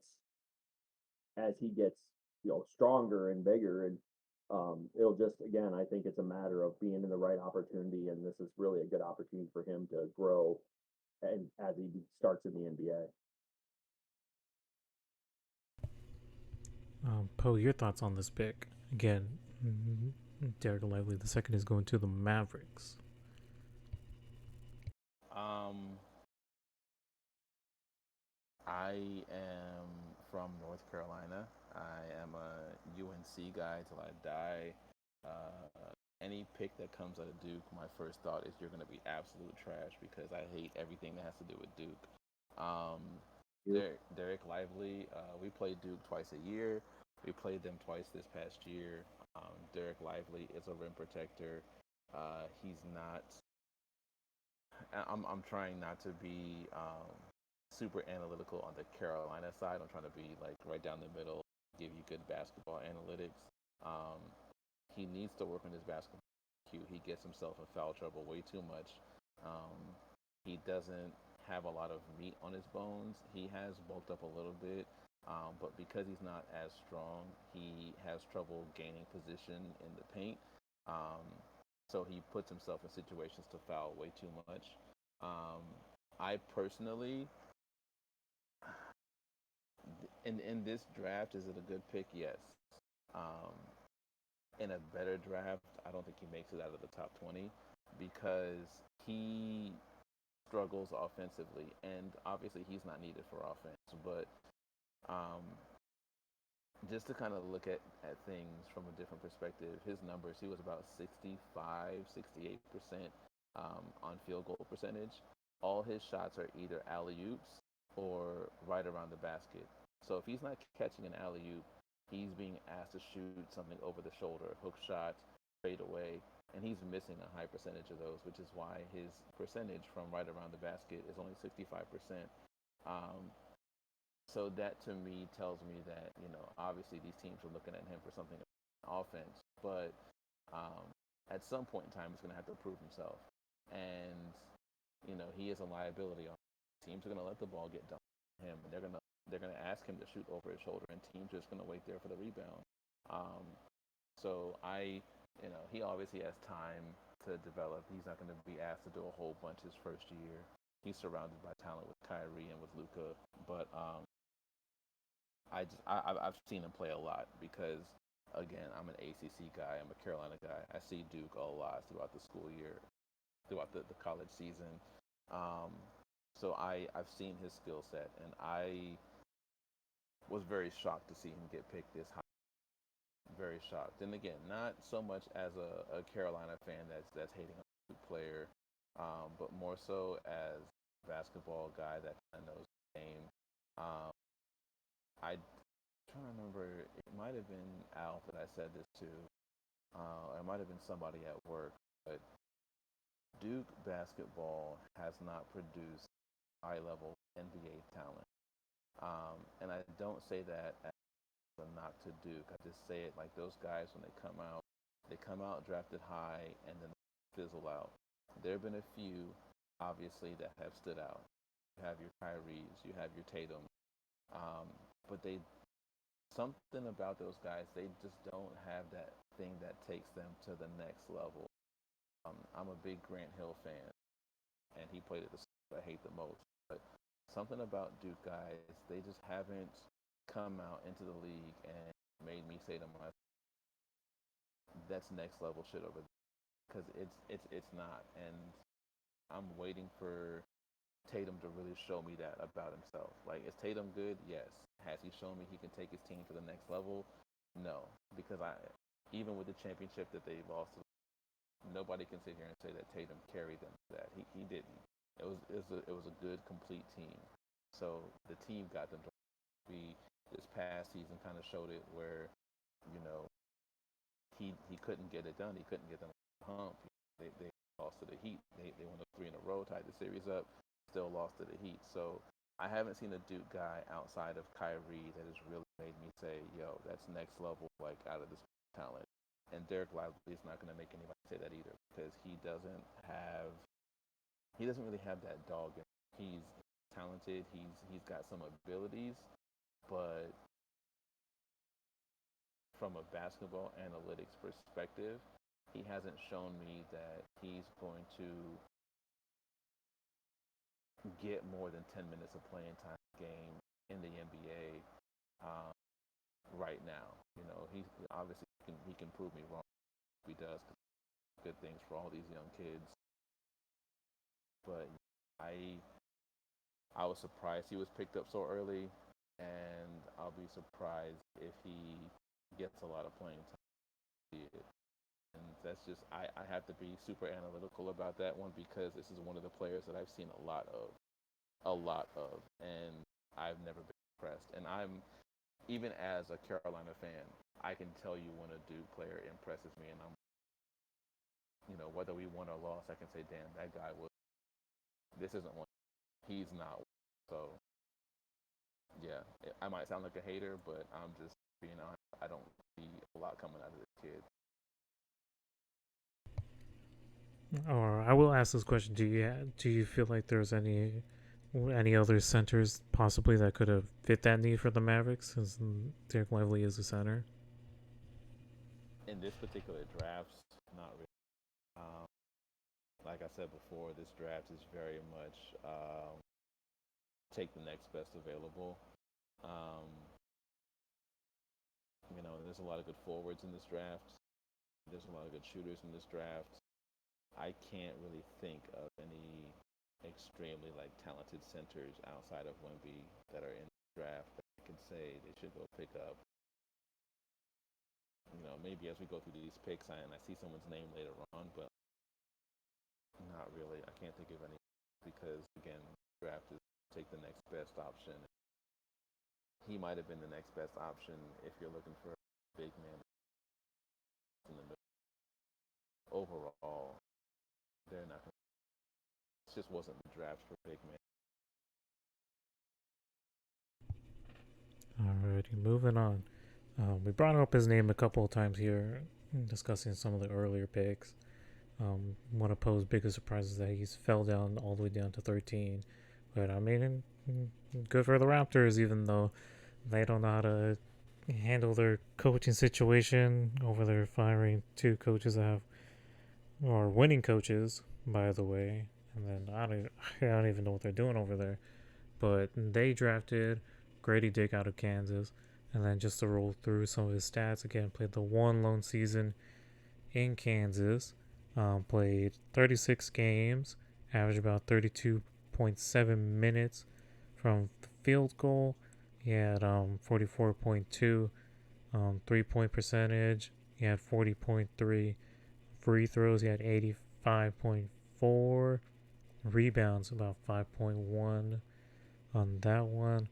Assists usually was about 1.7 points. He averaged about 14.1. I'm going to pass it to Poe since he was the one that was bringing up Grady Dick a lot, and that you believe that he should have been drafted higher compared to some of these other guards. So I'm going to pass it to you. Grady Dick is an extremely talented offensive player. Defense might be the area that he struggles in the most. Um, but in today's NBA, there are ways for coaches to hide your defensive flaws. Um, they can definitely surround you with the talent. A lot of guards that shoot really well have had coaches like that in the NBA that will kind of put defensive guys around you so that you have ways to be more successful. But Grady Dick can flat out shoot. And I don't say that just as like a 3-point shooter. Grady Dick can shoot anywhere on the court. I've seen this guy. Teams obviously like to push him off the 3-point line. He'll hit those shots too. He hits mid-range shots. He hits deep shots. Um, youth is obviously one of the things I've talked about a lot. So youth is one of the areas that he'll have to improve on. But he's a good passer. He has a very nice looking shot, and if his team can spread the court, he can be very successful hitting shots. So I look forward to seeing how well he fares. Um, I know the Raptors just got rid of Van Fleet. I'm not sure who they have point guard. Do think that will determine Grady success. I'm not sure if he'll start on this particular team, but I do know that how guards you play, kind of how successful these young be. And if this kid is put into a position where he can catch and shoot, I think he will his rookie year. So yeah, I mean, I like the pick. Offensively, he's better than. Offensively, this might be a little rough, so a little bit of a stretch. Offensively, he could have been drafted at number. Offensively, um, do I think he has a better overall skill set than the Thompson twins? No. Those guys, they just different. But shooting wise, he's better than the kid can flat out shoot. But we'll see. We'll see how well the Raptors. I used to think the Raptors were a team. Front office has shown me iffy about getting rid of two coaches, two guys that won Coach of the Year, Alvin. You know, losing Kawhi, Van Vliet is gone. I'm not sure what's going on in the front office down there, up there. Say, hopefully this team continues to play well. This kid shoot some good things from it, but just let me know what you think. I'm not sure how much you've seen of. I've watched the kid play. I think. Yes, Niners. Let me know your thoughts on Grady Dick from Kansas. So we're in my neck of the woods now, in the Midwest. I like this pick for Toronto. I know you were asking kind of who else they got, but they did sign Schroeder, who had a decent year with the Lakers, especially coming off the bench. So he was a free agent signing by the Raptors. But what I've seen out of Grady Dick, he's definitely a shooter, as you said, and I think that's where he's going to really make his mark early on. Is as a spot up shooter, as a guy, maybe he's off the bench and he gives them minutes there. But I like this pick for them. Again, losing Van Vliet hurts just because he another Midwest guy came out of Wichita State there and did a great job for them. But yeah, my biggest concern with him comes to the defensive end. But I think Poe, you hit it exactly on the head. That as a coach, you can game plan out a defensive liability, especially if you've got two or three guys who are top notch defenders around him. So I'm not really worried about that from his standpoint. I think from a shooting standpoint, he definitely is one of the better shooters in the draft. So I'm excited to see what he can do with that squad. I mean, you're looking at I just had their roster up. You're looking at a pretty good team, and he's going to slide in here. Whether he slides in, probably coming off the bench at maybe shooting guard or a small forward position, and be able to give them shooting. So yeah, I think the defense can come. I think that's one of those things that he'll be asked to do a little bit more than he was asked to do in Kansas. Watching Kansas play over the years, they don't really lock down on the outside. They will allow guys to get into the middle, but that's where their defense is pretty stout. So I'm excited to see how he performs. I think I fully agree with everything that Poe was saying. I think he could have gone much higher based on his offensive ability. And I think Toronto got a steal here at 13, to be honest with you.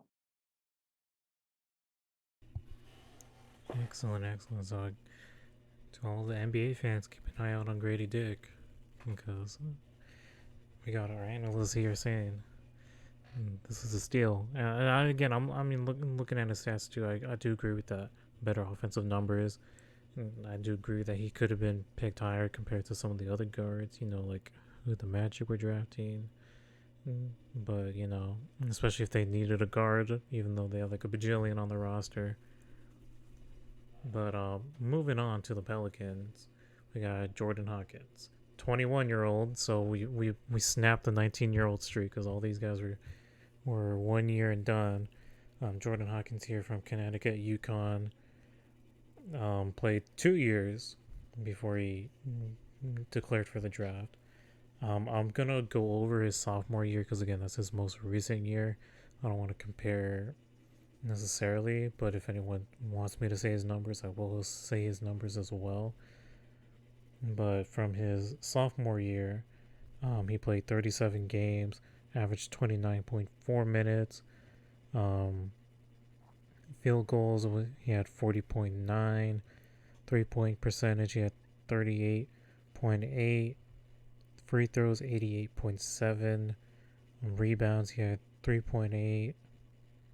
And then total points on average, he had 16.2, which is a major jump. But again, he probably wasn't necessarily a starter his freshman year, because his freshman year he had 5.8 points on average for his freshman year. So again, he probably wasn't initially a starter just yet. So now that we actually got to see him play, and got to see that really good jump, got really good offensive numbers here, and guard, he's another guard. So I will pass it to Poe and your thoughts on this pick, on how this fits well with the Pelicans, or if it doesn't fit well. Um, from what I did not see a lot of UConn basketball until the tournament, so I don't know a lot.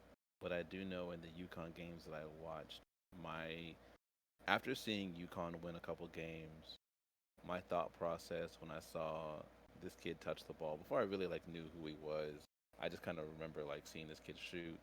When he touched the ball and let it go, my immediate thought was, "Oh, this one's going in," just because he's one of those shooters that when he releases it, there's so much confidence and so much like his touch is so nice. I just think it's going in. And like when I was looking at some of his numbers and like um, how much he shoots threes compared to other shots he takes, like he's a shooter. And I think he did the right thing, and he cashed out when his stock was high. You win a national championship, people get to see you shoot. I think in the national championship he had like three or four threes. Um, they definitely ran away with that game, but that he cashed out high. So I I don't know how this pick pans out compared to the other picks because I haven't really seen much from him other than the NCAA tournament where he looked really good. But it's easy to look really good in the NCAA tournament and then turn around and have a bad year. Not saying that's what he's gonna do, but like I kind of feel like Kemba Walker kind of got a bad rap. I feel like Kemba can still play in the league, and he's overseas now. Kemba showed out in the NCAA tournament, and after a few good years, Kemba was kind of like tossed to the side and kind of been a bench guy after a couple of injuries. But I think it's a good pick. Any team could use a good shooter from the outside. I personally don't think that this kind of pick would start on a team like that, but it depends on what they're looking for as far as injury is concerned. Um, the Pelicans have a really good starting line. They have a really good team. So this could be a good situation for this young man. Sit back and watch the veteran grow, and when he comes into the games, because there's that veteran present, even with the Zion, he's still young. Zion's only like 22, 23, 24 maybe. Zion's still young, but he's still a veteran. He's been around long. He's a you got your CJ McCollum, you got your Brandon, you got your Valanciunas in the middle. Like, the team is they got veterans and they got talent. So that's a good thing for a player like because he comes into the game. He doesn't have to worry about having that pressure of like I have to be the steps up and does X, Y, Z. No, like Hawkins can literally come into the game and just play, be his free self. So um, I like the pick because you can never go wrong with a shooter. Um, from what I think I read of his info, I think he's a pretty good defender too. So I think, and you know, I kind of feel like Niners might agree with this. I feel like because he's coming into a team that's already so good, a playoff team, I feel like there's no pressure on him, so he can kind of play like a young kid and just have fun and enjoy himself. And hopefully that's what he does. It's important to enjoy yourself out there. So hopefully we see that out of him. Hopefully he gets out, he earns himself.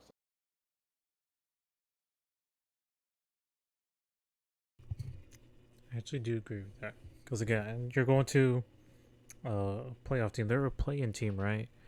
But I guess they're still counting that as a playoff spot. So I do agree with that again because you have a lot of veterans and a lot of good talent on that team that you don't need to necessarily be thrown in the thrown in there right away. That you can just sit back, have fun, like you said, and then learn and get adjusted well to their game style, and of course the NBA game style compared to college. Niners, your thoughts on this pick? Well, Poe is right. I do agree with him on those points. The other thing with with Hawkins that really stood out as I don't watch a ton of college basketball throughout the regular season, but I do watch every tournament game pretty as much as I can. And the game that really stood out for me for him was the Gonzaga one because he wasn't just a spot up shooter that night. He had to move, he had to come off screens, and he can hit from everywhere. And if you can shoot, you can shoot. That's and with this team, I think Al, you hit it right on the head. This is a guy who comes into a pretty veteran team, a team that your starting lineup is probably pretty well set at this point, and you're going to be looking to get minutes off the bench, and you don't have to be the guy to carry your team. But with his ability to shoot, I think he is going to find that he'll find a lot of open space based on who they play with him. Um, Alvarado showed us he can shoot. Ingram obviously can play three different spots.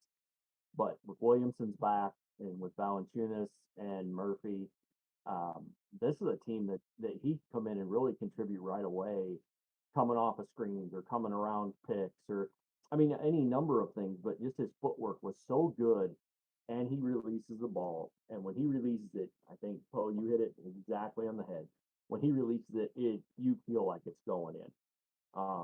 It's just a weird feeling, but you get that exact thing that for him, I would like to see him do a little bit more what he did against Arkansas.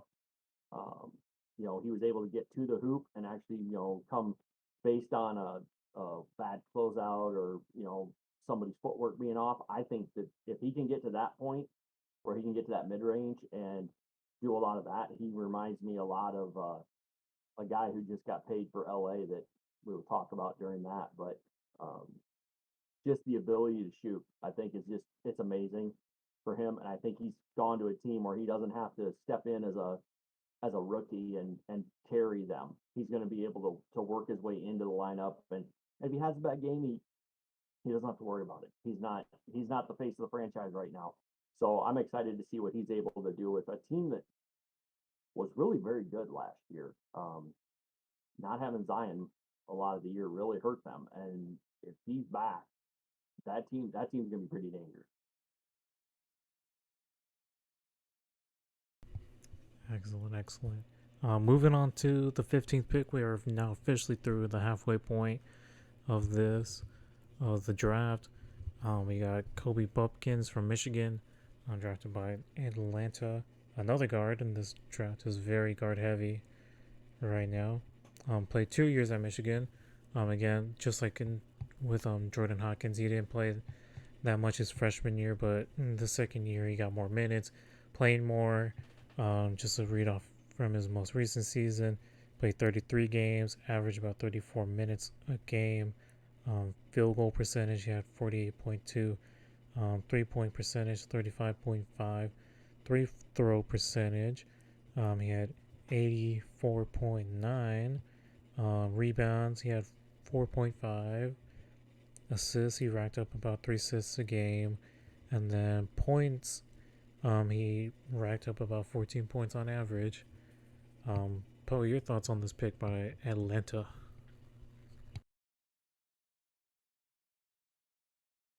Sorry, I was having trouble getting to the mute button there. My bad. Um, I honestly, I can't say a lot about Kobe. I don't know a lot about him. I do know from what I've seen because I like I said I've watched a few Michigan games this year. He's tiny. He's undersized. He's tiny. And when I looked at who picked him up, I was like, that's interesting because obviously, I still think even to this day, Trey Young is still undersized. I still think Trey could use a little bit more bulk. Um, and I sometimes sit back and wonder to myself if in the next couple of years, Trey might take a lesson from Steph and put a little bit more bulk on his body to handle some of the bumps and things like that come with being a smaller guard that can really shoot. Um, but yeah, this particular pick, I don't know a lot. I do know he's undersized. I do know from his shooting percentages that he's a gifted shooter. And I don't just say that as he's someone that can just shoot threes. I know that's usually what people assume when we talk about shooters current day game. Um, I don't know a lot about him. I don't know how I feel about the pick. If you're picking up Trey Young, I don't think he is another Trey Young. If I probably shouldn't say that. Um, but I am curious about this pick. I mean, I guess it's good to have, backup guard and possibly someone to learn from Trey to kind of handle duties when Trey goes to the bench. Because I do think Trey plays a lot of minutes. Um, I don't know. They've got a couple decent guards on. Actually, no. Now that I think about it, their backup are aging out. Patty Mills, Wesley Matthews, those guys are aging out. They're in their mid 30s.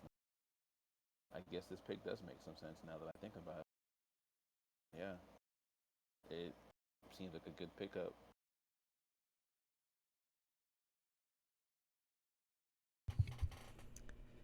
Alrighty, the Niners. Your thoughts on this pick by the Atlanta Hawks? Well, again, echoing a lot of what Poe said there, he's a smaller guard. Trey Young's a smaller guard, so for him to kind of step into that, call it the backup role there, especially with as you mentioned there, the age of some of their backups. Um, what I really like about him in the games I saw is just his.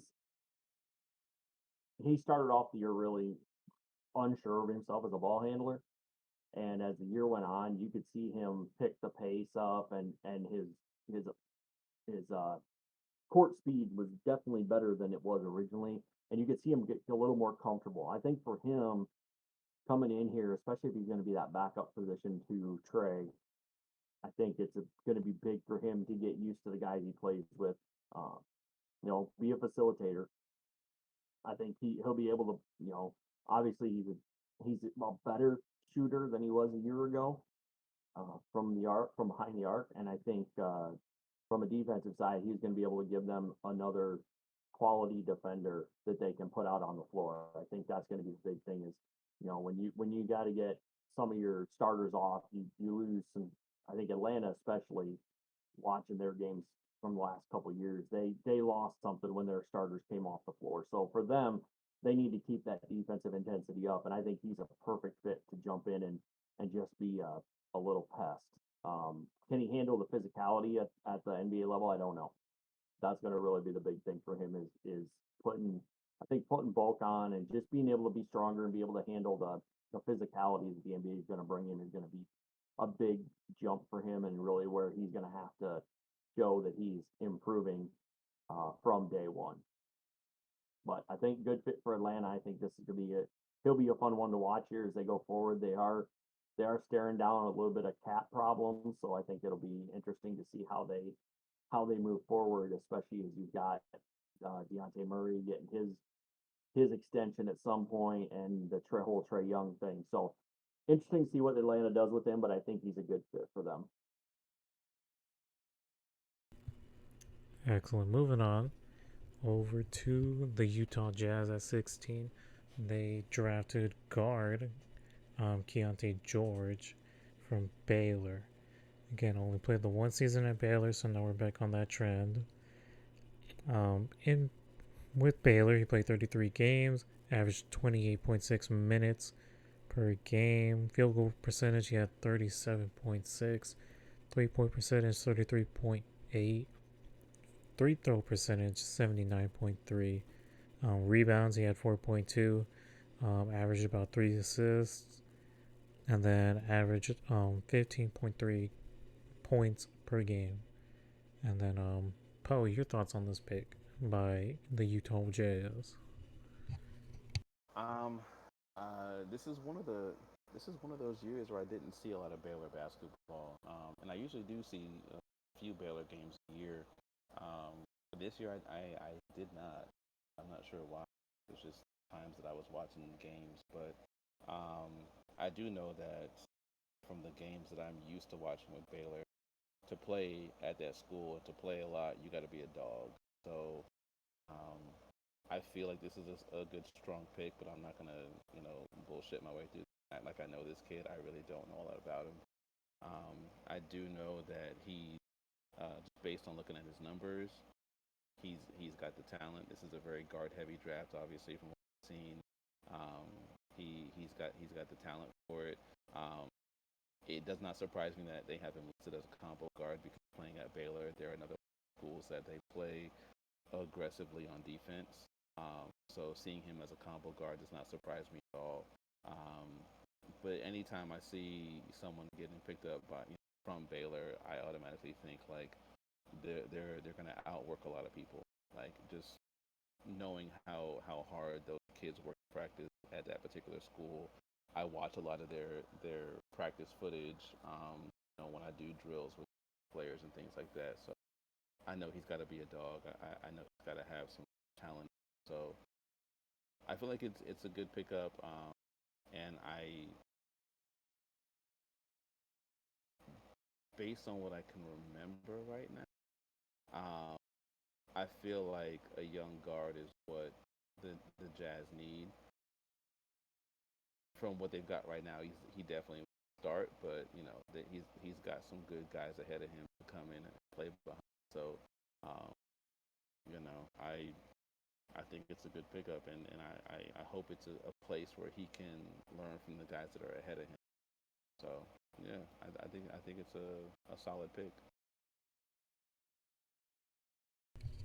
Niners, your thoughts on this pick from the J is. I do like this pick for the Jazz. For two reasons. We'll talk about the second one and then when we talk about the next pick. But I think to Poe's point, he's going to come in. He's got some veterans ahead of him, and this Utah team likes to play at pace. I think he's capable of getting them there. Again, coming from Baylor, they like to play fast and they play tough, and that's going to be the thing is getting him into that speed of the NBA game. Kind of look at it offensively. I think he's really got some good scoring instincts. I think he really does find ways to score. Will be concerned that on the defensive end for him, but I think with the guys he has in front of him, with Sexton and Clarkson in front of him, I think those guys will help bring him along on that defensive side and help teach him. Again, every team plays a little bit different defense, but I think that'll help him out getting into a good defensive scheme and getting him taught that. But no, I like this pick for the Jazz at this position. Alrighty then. Moving on to the 17th pick in the draft from the Los Angeles Lakers. We got Jalen Hood, Schifino from Indiana. Again, another guard. Again, this draft is very guard heavy. Personally, because I am a Lakers fan, I actually really do like this pick, especially now that we actually brought back a lot of our guys from last season's team. Again, this is like another type of thing where we have veterans in there, so we don't have to necessarily push them into the to the fight right away. Um, Over there in Indiana, he played 32 games, averaged about 33.1 minutes. Field goal percentage, he had 41.7. 3-point percentage, 33.3. 3 free throw percentage, he had 77.6. Rebounds, he had 4.1. Assist average about 3.7. I do like that. He's moving the ball around and getting some assists at least. And then points, he averaged 13.5 per game in his lone season in Indiana. I'm going to pass it to Niners because I know he's also a Lakers fan. So I want to hear his thoughts first on this. I'm not gonna lie, I love this pick for the Lakers. The biggest thing that concerns me about him is he is pretty turnover prone, but he also went. I mean, he was their primary ball handler the entire season after they lost their original starting point guard, Xavier Johnson, when he broke his foot. He was really about their only ball handler, so he had to learn to play as a point guard. Al, to your point, that's exactly why I like him in this pick because they brought back a lot of those veteran guards, a lot of the guys that we weren't sure we'd get back in free agency, but they got them back. So I'm excited about him coming in and being able to play um, under D'Lo, and with all those guys. I mean, I just think there's D'Lo especially. I think D'Lo early on was the same type of guard where he was really turnover prone, and I think that'll help him teach Jalen how he needs to play. So I'm excited. That one, this pick, I was hoping for him as we got to this pick in the draft. So um, saw plenty of Big Ten games this year, and he just, I mean, he'll look some nights he'll look great, some nights he'll look bad, but I think he's got good size at 6'5", 200 pounds, 6'10" wingspan. So he's got a decent size. Um, but it'll be interesting to see, especially as he gets into that Lakers team where he needs to facilitate more. He's not probably going to be asked to score a bunch, especially looking at that lineup that they've got. And when he gets on the floor, I think he's capable of doing that. So for me, I like this pick. In fact, I love this pick. I think it's a great fit for him, not being asked to be the top guy here in a team, and he can learn a lot more. And obviously, coming out of Indiana, that program has been up and down, but that's usually a pretty solid program for guys coming out of. Alrighty, Poe, your thoughts on this pick? I like the pick because I know that from the little bit of Indiana basketball I saw this year, my first thought was I didn't know that he was a freshman. Watching him play, he makes really good decisions with the ball, and it's rare to see with a freshman. And obviously, like earlier today, I've spoken about how younger players tend to be turnover prone once they get around older seasoned skilled, um, so on and so forth. Um, I like his decision making. Seen a little bit that I from him, and it helps that one of the things that they talked about his maturity when he was drafted. Um, I think it's a good pickup. Um, Obviously, on this particular team, with someone like me, have a lot of like on coming in as a rookie, you be able to bring that with you because you also have to take in a lot of information as well. So I think an intelligent, big guard is important, especially because the Lakers always seem to be big at every position. Whatever position they have one, it always feels like they're either meeting that average height or they a big team all around. So it doesn't surprise me that they picked up a big guard. I think Lakers.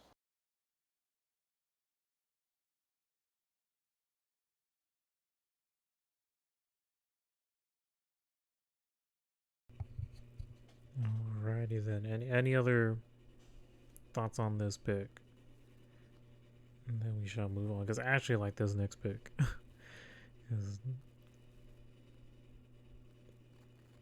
Alrighty then. Moving on to the Heat with the 18th pick. They drafted Triple J. I'm going to just call him Triple J. I know a lot of people are like, oh, well, can't give him a nickname right away, but I'm going to call him Triple J because I really enjoy this pick. Now, Jaime actually played all 4 years at UCLA. And again, we're going to mainly focus on his last season there at UCLA. And I did watch a bit of this because I do occasionally try to watch, USC, UCLA. I watch my college. I'm not going to say it out loud because I'm not trying to dox myself here. But with him, his most recent season, his final season, played 37 games, averaged 33.2 minutes, field goals, 48.2, and then 3-pointers, he had 31.7, free throws, 77.0, rebounds, 8.2, assists, 2.4, and then total points on average about 17.8. And the reason I like this pick, and this is like I brought it, me and Poe have talked about this before on our previous podcast, that the Heat just like have a bunch of dogs on their team that are hungry and just want to go after it. And I really feel like they just added another dog to that because he's excellent on offense and then can rack up rebounds for you too to keep passing it on to the rest of his team. And Paul, I'm actually going to pass it back to you on your thoughts on this pick by the Heat. Um, Jaime Jaquez is he's tough. I mean, he's tough, bro. Like this dude, I've watched him for a couple of years now. The first time I really like sat and like watched his game, watched his talent was um, 2 years ago in the NCAA tournament when my team Carolina made that big run to the finals before we lost to Kansas. UCLA was one of the teams that we played, and every time like the UCLA game was a tough one. It was a close one, and every time UCLA did something to either bring themselves back in or even like pull away from us a little bit, he was involved. And I just remember saying, how the guy keep getting to the ball? And it's just, he has it in him. He has that dog in him. He gets to the ball. Um, I I really wish that this draft had more bigs because I feel like Miami kind of proved against Denver that that's kind of a position that they need to do a little bit better in. I've always said that I think Bam should play the four and someone else should play the five. They kind of tried it with Cody Zeller at the five, but he's kind of aging out now, or at least his hairline's getting old. I'm not sure. Um, I was hoping that they would get a big. I do love the pick because they got someone that fits that Miami style. He's an absolute dog. As I got to know a little bit more about Jaime's game, I was hoping that he would get picked up by the Lakers because he's a California guy. I know he went to high school in California and obviously college too, but like I was really hoping that keep playing in California. I think he got put on the right team. If there's a team guys are gonna work their ass off night in and night out, that's the team. There's a coach you want to play for when that's your playing style. It's Coach Spo. I think it's a very good pickup for the team. Niners, your thoughts on this pick? This is another one I really like the fit for. To Poe's point, I watched that same game you were watching, and every time I was in the same boat, I wondered how this guy's not he doesn't look like he would be as productive as he is. But man, he's gonna be one he's gonna play physical and he's gonna get after you. And I think we've seen a lot of guys have long careers in the league that have that style. You don't have to be the scorer. You gotta go do the dirty work and think exactly. There's only a handful of coaches I think you could play for with that style, and he got one of the better ones in Spo. I think Spo is really a great players coach when it comes to that. He'll get the most out of his guys, and he's got a great opportunity where he's at to really show what he can do and get after everybody night in and night out because that's what he does.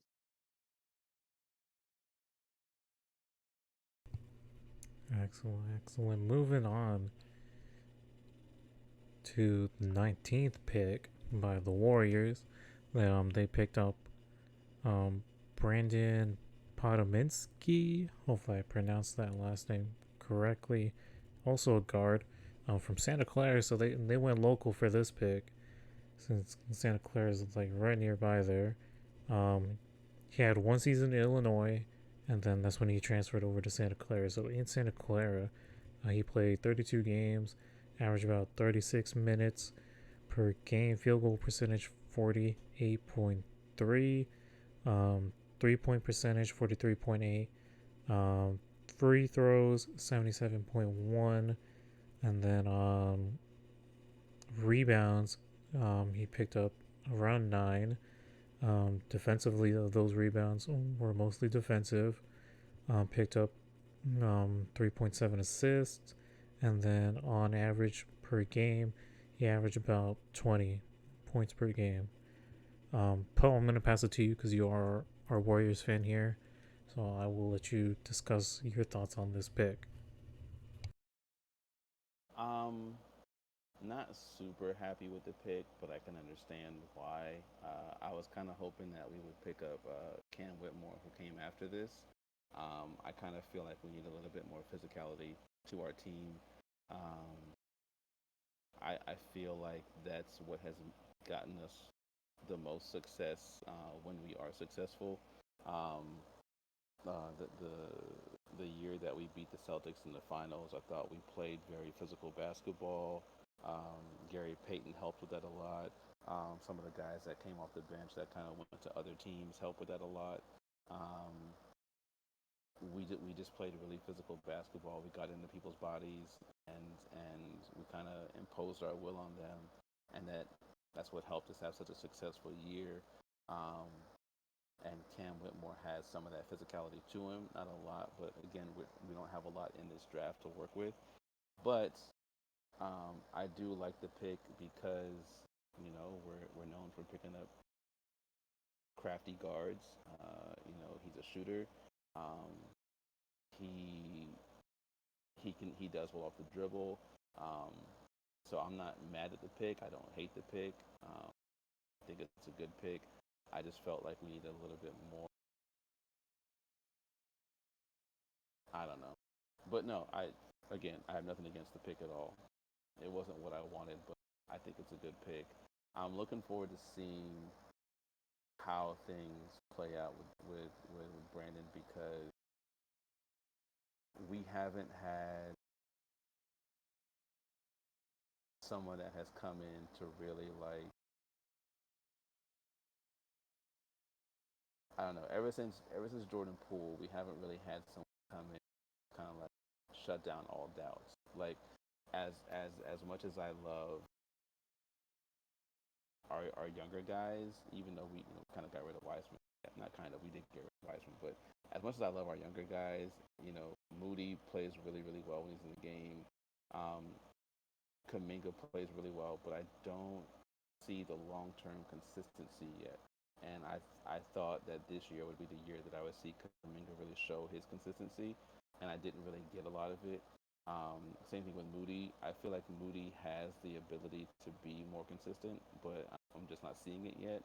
So I was kind of hoping for a pick that could help, like not push those guys, but a pick that could help kind of gel our bench a little bit into being consistent. And I feel like this pick is going to need more development. I don't know. I'm having trouble describing what I'm trying to say, but it's not a bad pick. I just felt like we could have had a pick if we had kind of gone with more in that spot. I felt like he would have gelled a little better with what we're trying to do defense. Not a bad pick at all. I think he'll fit in, but I think he'll take a little time to adjust. To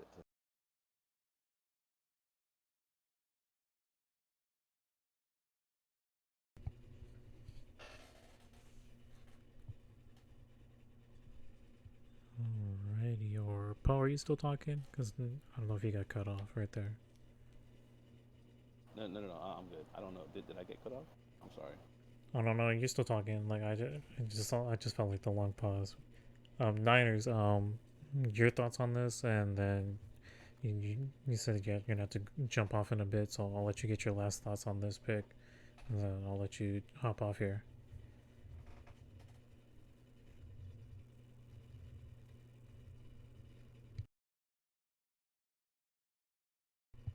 Unless if you already hopped off. All right then.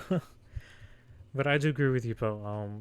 I and we can get into the Rockets' next pick right now, actually, because since you did bring him up, that Cam Whitmore was the more physical guard that I think the Warriors would have needed. But again, with with Brandon, again, he was the more um I was about to say spicy, but I wouldn't like say spicy, like more stylistic. Like he can move around more compared to like going head to head.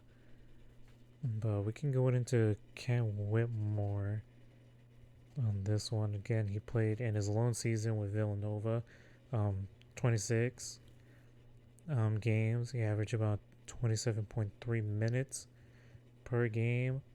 Field goals, he had 47.8. And then 3-point percentage, he had 34.3. And then points, he had 20, or not 25, sorry. I read that incorrectly, 12.5. So, Poe, your thoughts on this pick by the Rockets? I actually really like this for them because, again, they're just bulking up their young roster. Yeah, it's a good pick. Honestly, this is one of those that I think would be a good pick on any team because I think he just has that talent, that knack. Um, don't know. I don't really foresee him being a starter this early in his career, but he has that potential. He definitely has that feel of someone that comes off the bench and just gives you fire. You know, comes off the bench just ready to go, so that he's just harassing everybody and creating tough matchups as far as when he just plays downhill, going to the basket kind of thing, um, throwing defenses off a little bit. Um, but he's young, he's strong, he's tough, he feels that he comes off as very tough mentally as well. So I think that this kid has a bright future going forward. Long term, I'm not sure because the Rockets are very iffy long term. I'm not sure what this team is doing. I know I've said that before. I'm not sure what this team is doing, but I feel like this kid's got a bright future ahead of him. We'll see what this team ends up doing, how they end up playing him. I like the pick. I think he would have been good on any team, but I like the pick. It's a smart pick. It's a good pick, um, but it might end up being a wasted pick. We don't know. Alrighty, moving on to 21. We're almost there, people.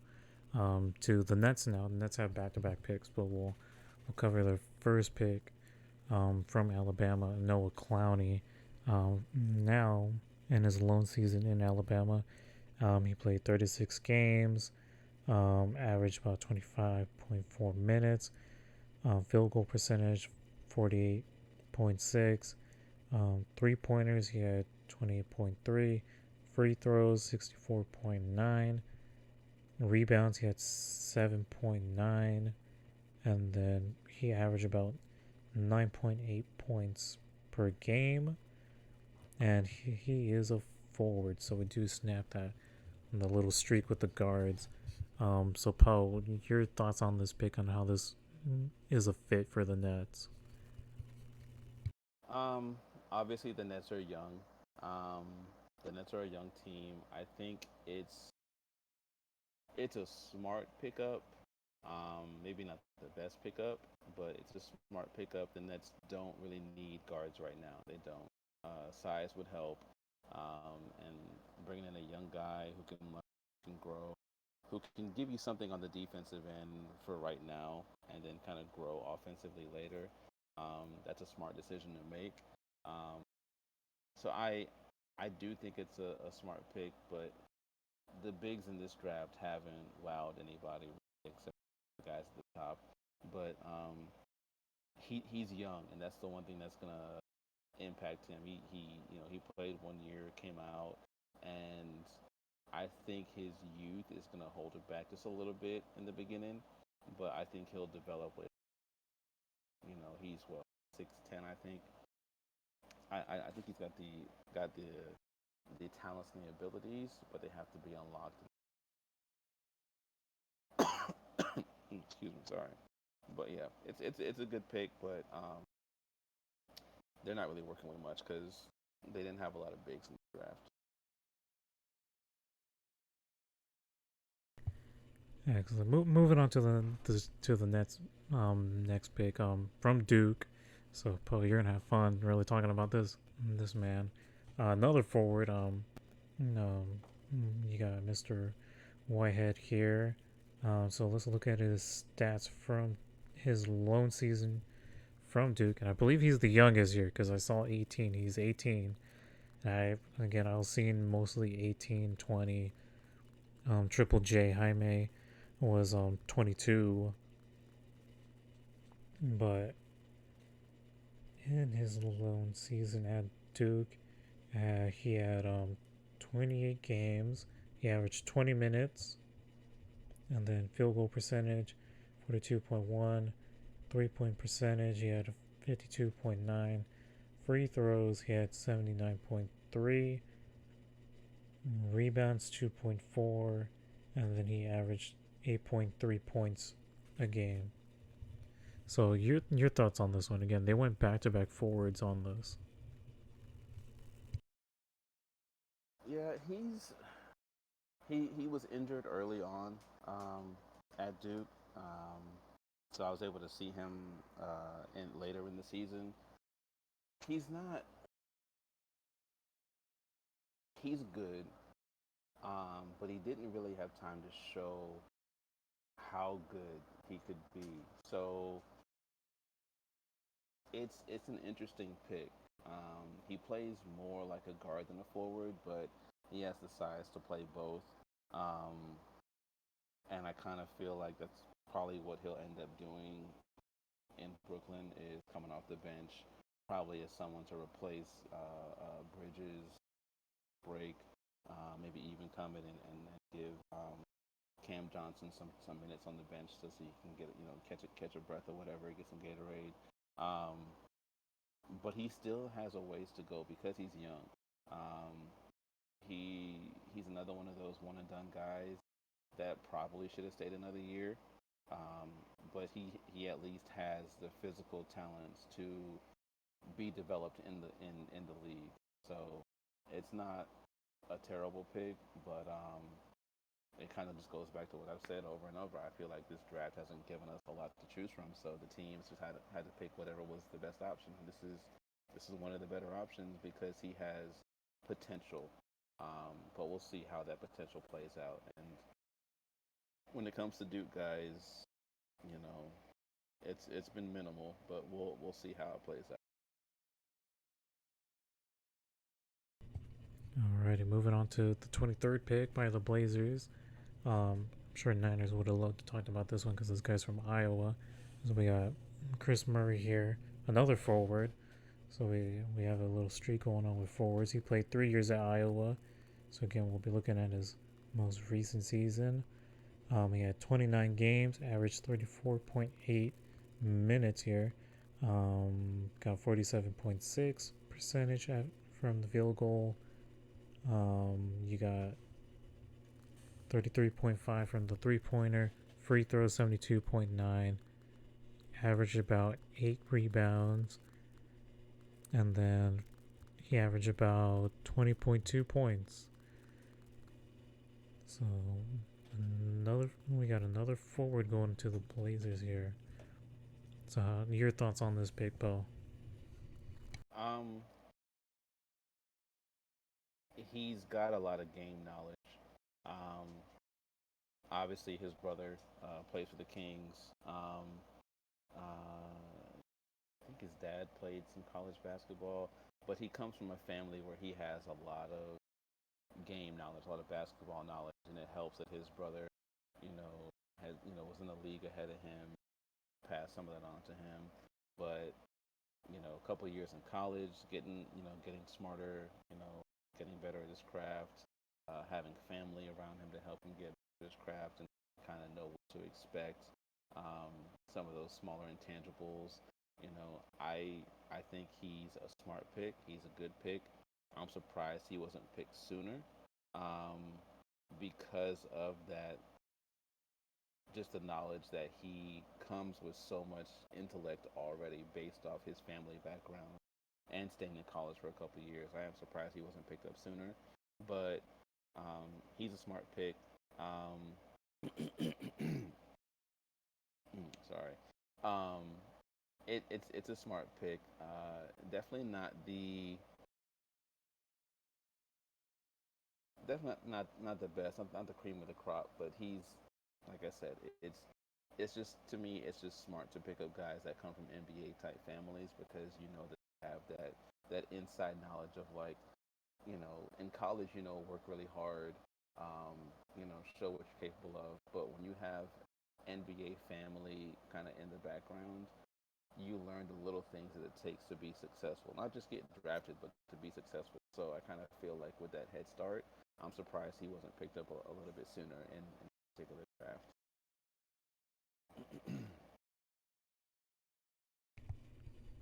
I do agree with you. Yeah, you like brought up because he has family, and he's basically an NBA family here. So I do agree with you. I feel like he could have maybe been drafted earlier.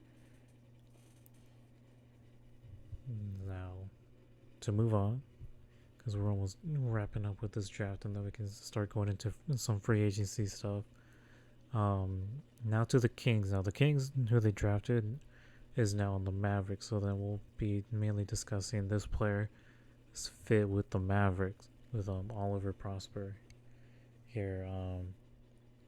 From Marquette, he played one season in Clemson. He started off his college career in Clemson, and then played two more seasons in Marquette. And then he had 36 games, played 29 minutes on average, field goal percentage 51.2, 3-point percentage 33.9, free throws 73.5, averaged about 4.7 rebounds, and then averaged about 12.5 points. So, Poe, your thoughts on this pick and how it could benefit the Mavericks?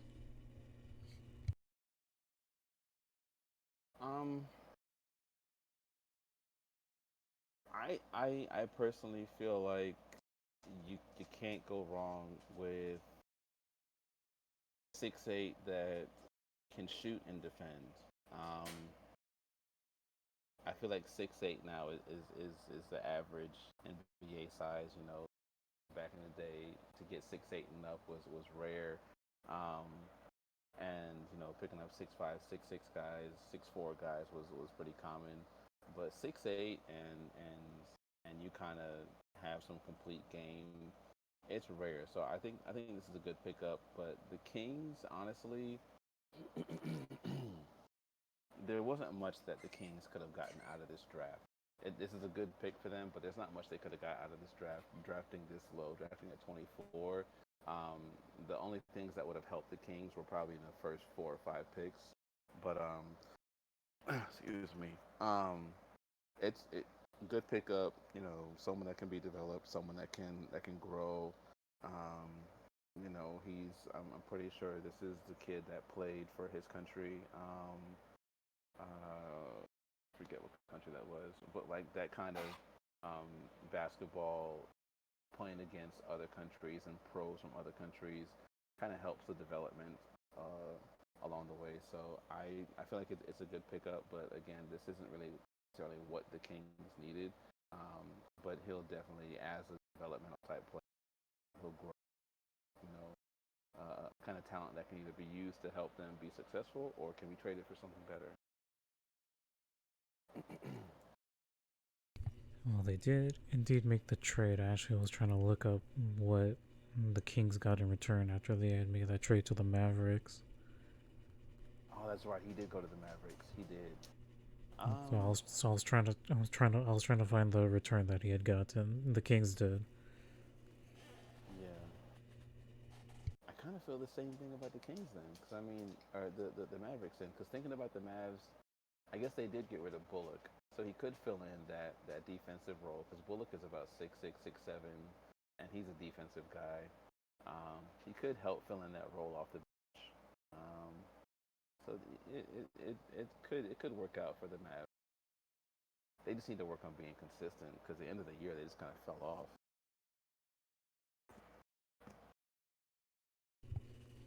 Alrighty, then let's move on to 25 to the Grizzlies with Marcus Sasser, um, who ended up being traded to the Pistons. So then again, we'll talk about the Pistons' need with this pick, part of this trade. Marcus Sasser is a guard.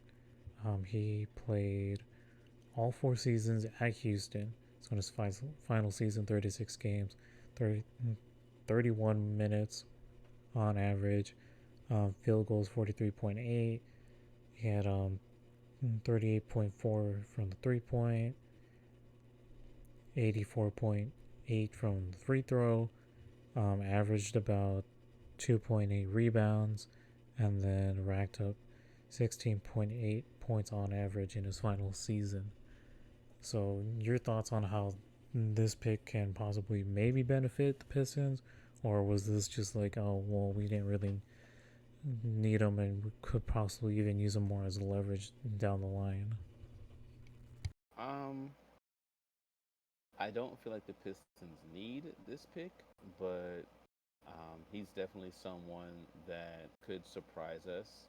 Um, he is a little undersized. I think he's what 6'2",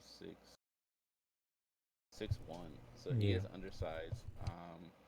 But he can shoot, and he's quick off the dribble. He's a very effective ball handler. Um, I really feel like he could be someone that can be a role player, give you some positive minutes, positive assist to turnover minutes off the bench. Um, but it would really take a lot for a 6'1" guy drafted late first round to really like stand out on your team. It's not something that's done every day. Can it be done? Oh, for sure. Can he step up and wow all of us? For sure. But that's going to take a lot of work, and I feel like that might be the only way that we see a lot from Pistons decide like, yo, he's really earned this shot at showing us what he can do on the court. Um, I don't know. It could end up being something that they pick this person up just for trade bait. I'm not sure, but I don't think they are going to do a lot with him his first year.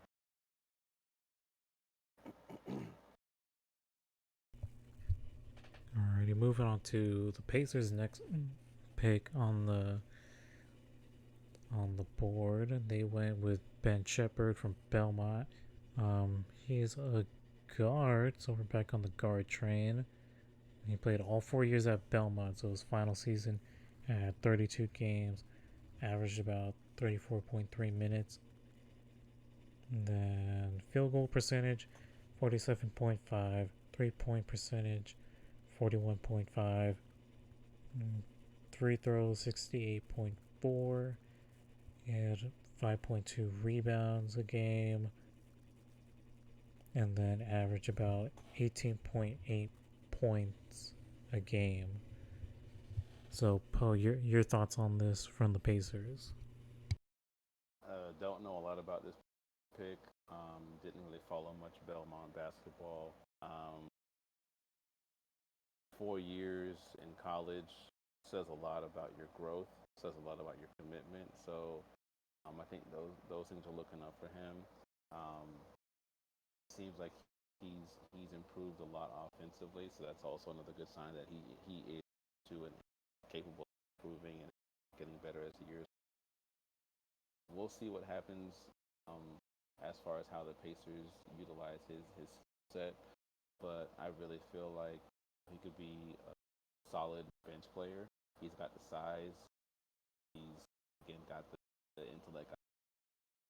We'll see how he does, but playing at a smaller school like a Belmont, um, he could potentially be someone that comes in as trade bait, or maybe he showed something in training camp that let people know, not training camp, but in the combine that showed, this guy's capable of doing some really good things. We'll see.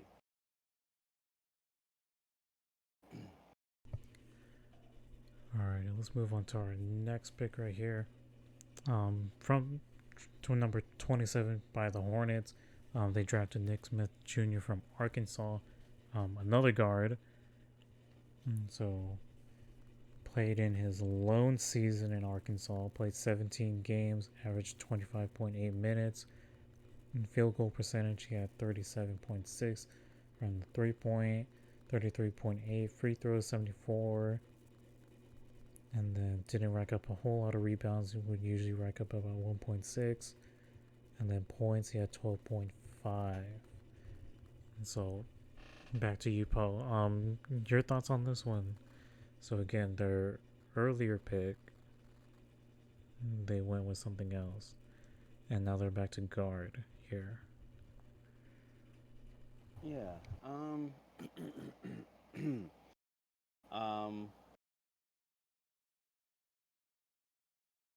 It it really feels like they're just trying to balance out their bench at this point. And it seems like a few of these teams are just trying to balance out their bench and give themselves some more production off the bench because a lot of these guys don't feel like guys that are going to take starting spots, and that's not a knock on any of them. Um, but I feel like this could be someone who is successful at that. But my concern is uh, Smith spent a lot of you know, his year at Arkansas injured. He was hurt, so he only played half a season, maybe less than half a season. So I don't know what you see in someone that tells you to pick them first round after only playing part of an injured season, injury plague season. So um, I'm not sure how I feel about this pick. I don't know if I take that chance. Um, but I hope nothing but good things for him. I don't know if I would take that injured for.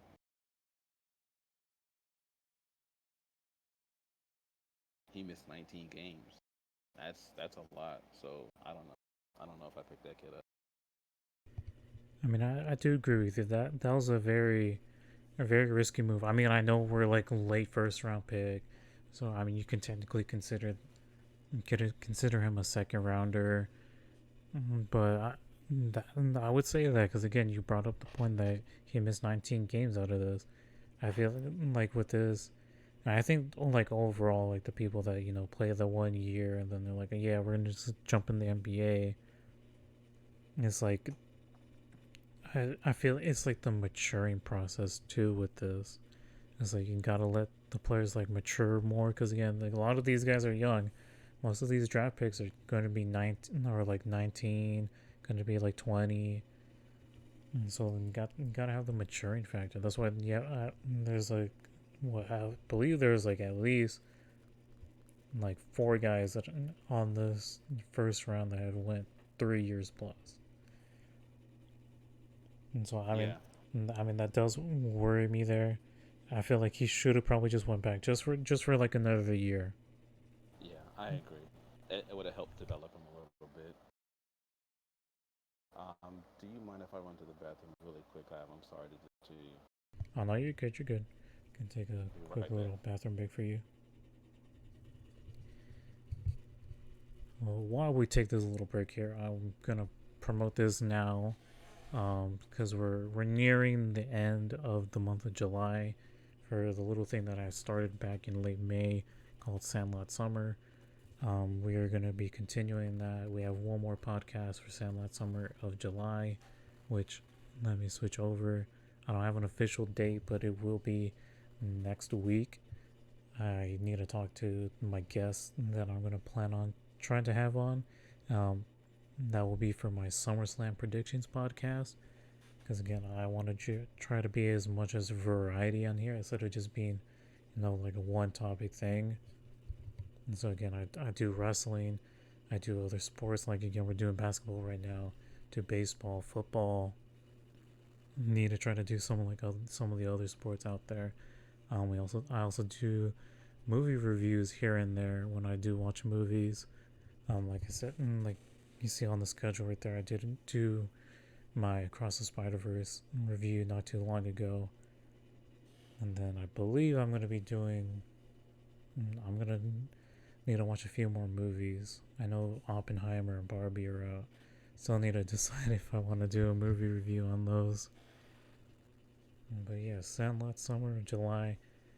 The last podcast will be next week about SummerSlam predictions. And then August should be a pretty hefty month. It's going to be a busy month because I will be going back to school. So it will be hard to like pinpoint like which dates I'm going to do. But yeah. me pull up chat real quick on stream. And then, again, if you guys already following Poe and Ninerz on here. Oop, hold on. There we go, Discord. There we go. Made that little mistake. But yeah, make sure you guys drop them a follow. I know they haven't really been streaming or haven't streamed, so would appreciate that. And of course, this podcast will be hopefully later on the night on YouTube.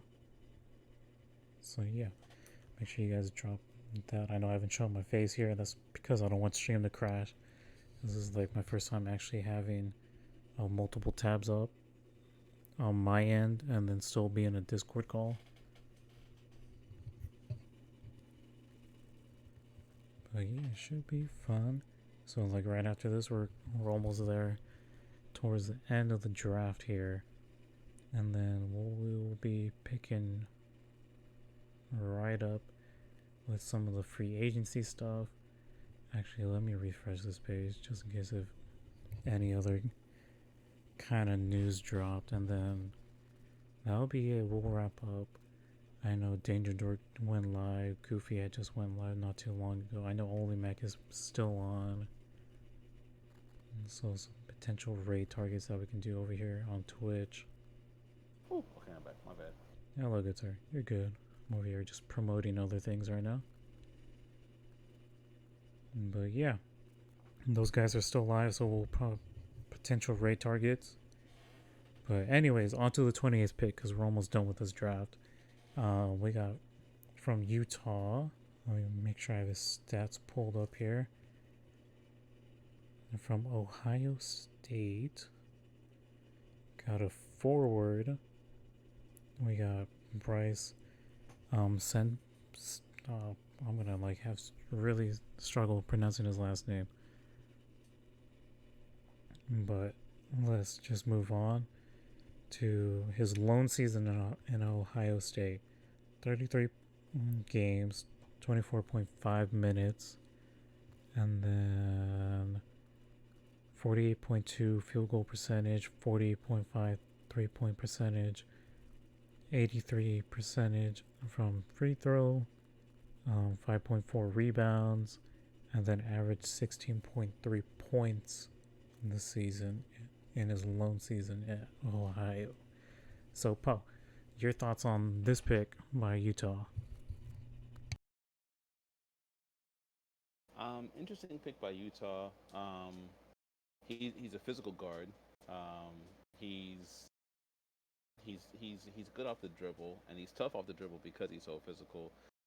He's a little bit, I guess I would say, excuse me, I guess I'll say heftier, but I don't mean that in the sense that he's fat. He's not fat, but he's a little solid, a little bit more solid than your typical college guard, muscle wise. So he can handle a lot of contact, things like that. Interesting pickup for Utah. I thought they would go after more bigs, but he seems like he's someone that could be very productive as part of a roster as far as like coming off the bench, whatever's needed kind of thing. So I think it's a good pick for Utah because he kind of can do a lot of different things. So I feel like he'll fit into wherever they need him to fit in. So I like this particular pick. He's a physical guy, and I'm all about physical guards. So I'm looking forward to seeing how he fits into that particular roster.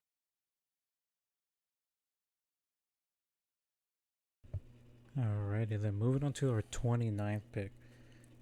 By the Pacers, but was then later traded to the Nuggets.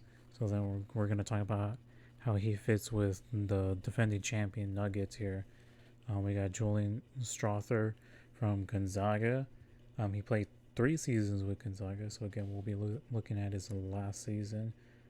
Played 37 games here, played 31.2 minutes per game, 46.9 field goal percentage, 40.8 3-point percentage, 77.6 free throw percentage, averaged 6.2 rebounds, and then averaged 15.2 points per game.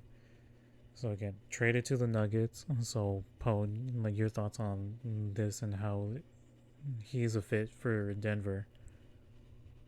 As a Gonzaga guy, I'm surprised he would not me, but as him being a Gonzaga guy, I'm surprised he was um, kind of passed up. And I don't want to say that in a negative way, but like I'm surprised he was passed up by so many teams because Gonzaga puts out like some pretty good talent when it comes to the NBA draft. Maybe not like top tier guys, but they put out some pretty good talent. Um, I'm surprised he fell this low. He does a lot. He plays both sides of the ball. He's got good size. He has some good experience playing with Gonzaga, and he's had a good coach. Mark Few is an excellent coach. So I'm surprised he fell this low, below some of the other guys that we've talked about. But I feel like he's a good shooter. Gonzaga doesn't pick up guys that can't shoot. So the fact that he fell this low with his size, 6'7", and he can shoot, um, very shocked he fell this low. I'm wondering what they saw at the combine that caused them to kind of just overlook him. But I feel like coming off the bench, a team like Denver, that's what they succeeded in, getting to the middle, or getting the ball to their big and kicking the ball out to the wings for shots. This guy can shoot. That's what Denver wants to do. So I feel like it's a pretty good fit. But yeah, I am surprised he fell this low. So I don't know. Um, but good on him. I think he got to a good team or a good fit, a good team that's a good fit for him. Obviously, Denver's a good team. They just won a championship, but a team that's a good fit for him as a 6'7" guy that can shoot, I think it's a good fit for him. Very excellent. Will be interesting to see how he does this season. Then, if he whether he's coming off the bench or potentially even maybe even a starter if he's like really showing out. Now to our final pick, to the LA Clippers, we who had drafted Kobe Brown out of Missouri, another guard. He's 23, so he's actually the oldest in this first round because Triple J was 22. He played all 4 years at Missouri. So in his senior season, played 34 games, averaged 29.5 minutes per game from the field goal percentage. He had 55.3, three-pointer 45.5, free throws 79.2, averaged 6.4 rebounds, 2.5 assists, and then total points, he would average 15.8 points. So, Poe, your thoughts on this pick for the Clippers? He kind of fits the Clippers mold of bringing in guys that can guard the guard and forward positions defensively. Um, because that's one of the areas that he excels in. Um, 4 years in college, he showed that he can play really good defense. Um, Offense is something that he has had to improve throughout the years, but defensively, he kind of fits what the Clippers want to do. They want to have guys that can guard you big or small, and they want to have guys that can just play aggressive. And he fits the not the mold, but he fits the scheme of what you want from like a Kawhi and a Paul George, and even a Terrence Mann. Those guys are gonna lock you up pretty tight, and he can come in off the bench and do the same thing and really help the team so that those guys can get a break. Those guys can get a rest. Will he get a lot of playing time his rookie year? I'm not sure, but it all depends on how aggressive his defense is. If his defense is, if he goes all out knowing that this is all he has right now, give them until he's able to develop more. I think he earns himself good playing time off the bench to be a defensive, problem, defensive menace. But um, it we'll have to wait and see, like what does he give us, when he comes off the bench? Because with this particular team coming off the bench, he's going to have to be that. He's going to have to go out and lock it in defensively. So I like the pick for the Clippers because, again, he kind of fits that mold of a guard forward that can guard those multiple positions, um, and that's how he'll earn his chop. Is he'll earn it on the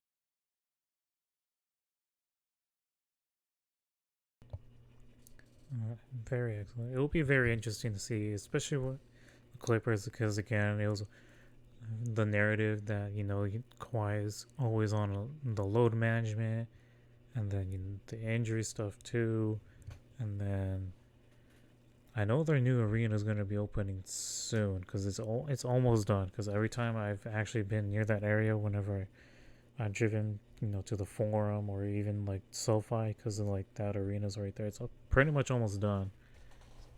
So you gotta come out big, open up a new arena. So it will be interesting what the Clippers do with Kobe Bryant here. That actually wraps up the first round.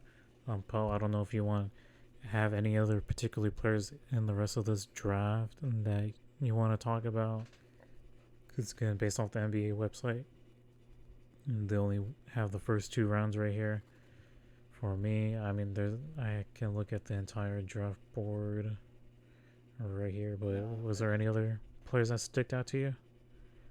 no, not really. I am kind of interested to see what the Cavaliers do with Amani Bates. I know he transferred from Memphis to Eastern Michigan and then got picked up by the Cavs.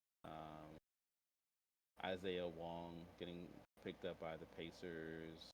Um, he had a pretty decent summer league. Those two names, I'll keep an eye on. Trace Jackson Davis, that was traded to the Warriors. That's a pick that I really enjoyed, and he's actually been doing really well in the league. So um, that'll be someone I keep an eye on. There's not really much to talk about in the other picks, but a couple guys I'm going to keep my eye Alrighty, for sure then. Let me close this tab down because I no longer need it. Let's look at some of the free agency stuff. I know we're not going to cover all of the free agency stuff. It'll be mostly, a lot of the bigger signings. Of course, the trades. I know there's a trade that I know Poe would love to talk about regarding the Warriors. But yeah, we can go ahead and get started with the free agency. Again, I was actually telling Niners before we actually hopped on stream. We were either gonna get a very slow cook to the hot stove when free agency had officially started, or we were gonna come out guns blazing here. And I really feel like we got the guns blazing part. Now it's now simmered down because not that much news has come out more recently. I mean, unless again, if some kind of breaking news happens, if Damian Lillard were to be traded right now, that would be interesting to see.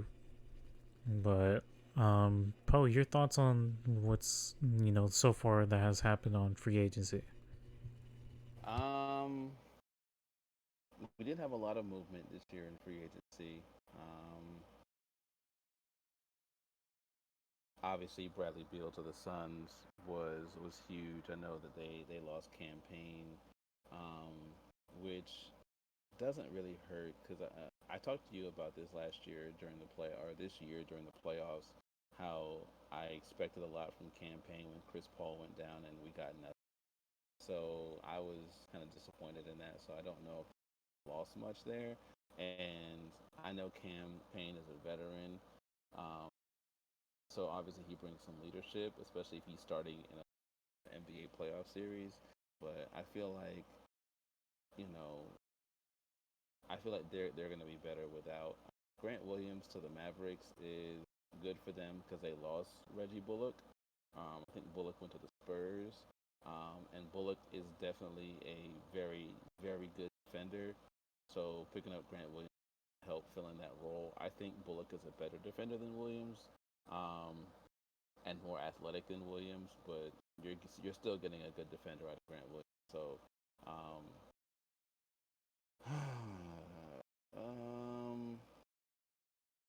trying to think of some of the other major moves. I don't I really. mean, I can list them out for you. too. Well, no, I didn't want to talk about the Dylan Brooks because that doesn't strike me as a major move. He's trash. But I am surprised that the Jazz got John Collins. I know he's kind of getting up there in his age a little bit, not too old. He's still kind of young, but I'm surprised that John Collins, was able to move from the Hawks. I thought they would try to keep working with him and Trey, but time to move on to something different.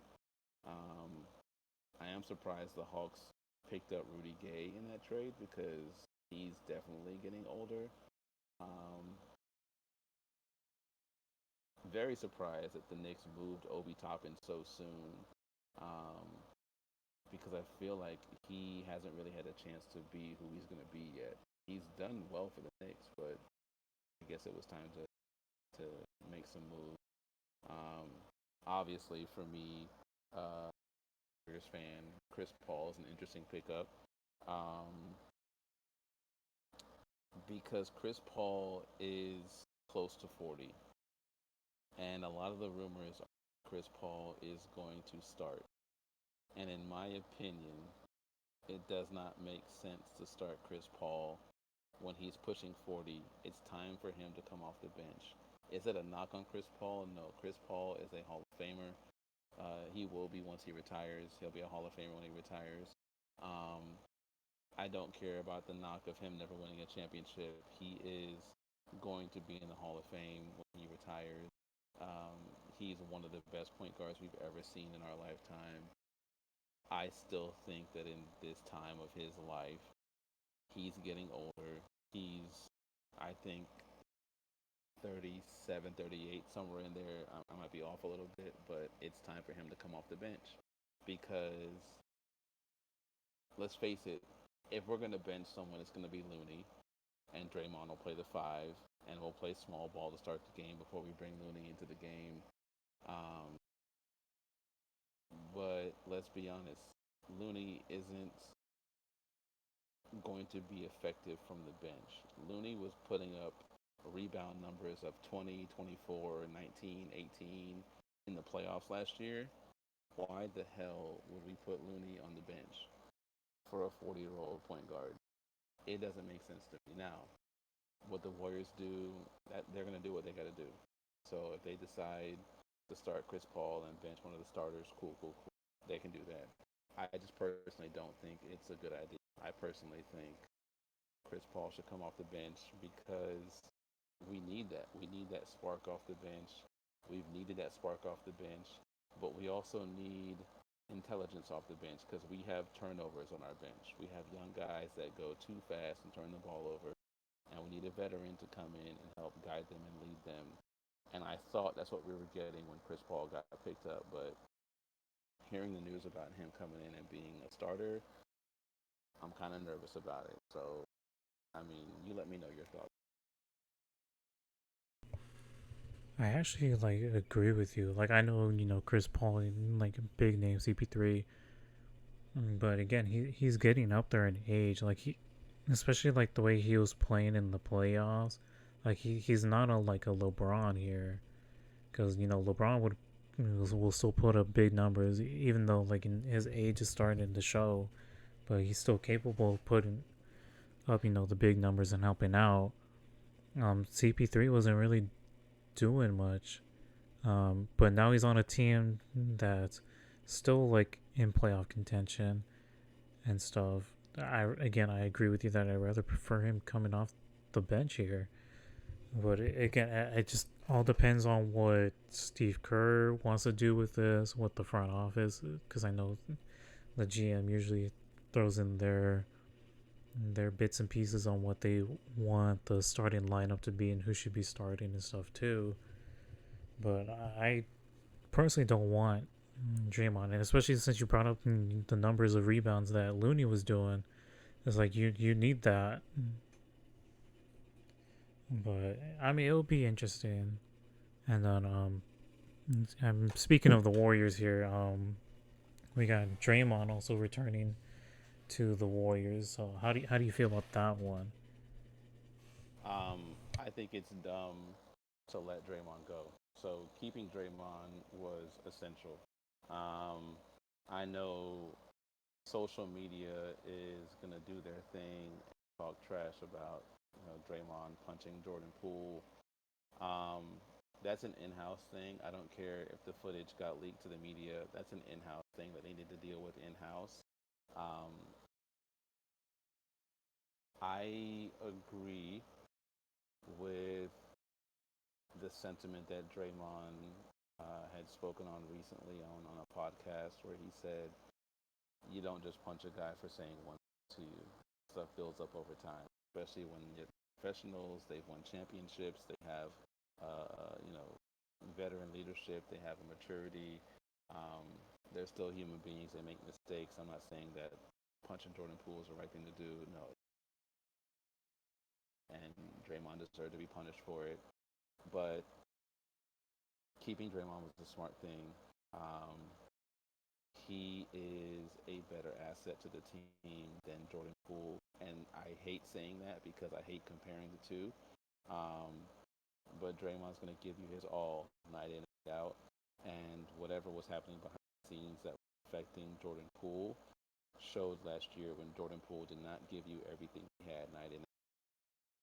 He definitely took games off, took plays off, did not give 100% effort, um, and that's why he was so available to trade because if you're not going to give us everything you got, the team wins championships because everybody does their part, and he didn't do his part.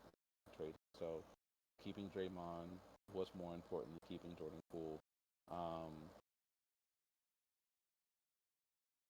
I again, the fight is something that has to be talked about, or the punch is something that has to be talked about. I'll say it happened. Um, it shouldn't have been as blown up as it was, but it was, and here we are now talking about it. I think I think it's done. It's over with. The media should let it go. Excuse me. I think it's unfortunate, but it's something that happens in sports. I guarantee that if there was more, you know, film leaks from other practices, we would see similar instances.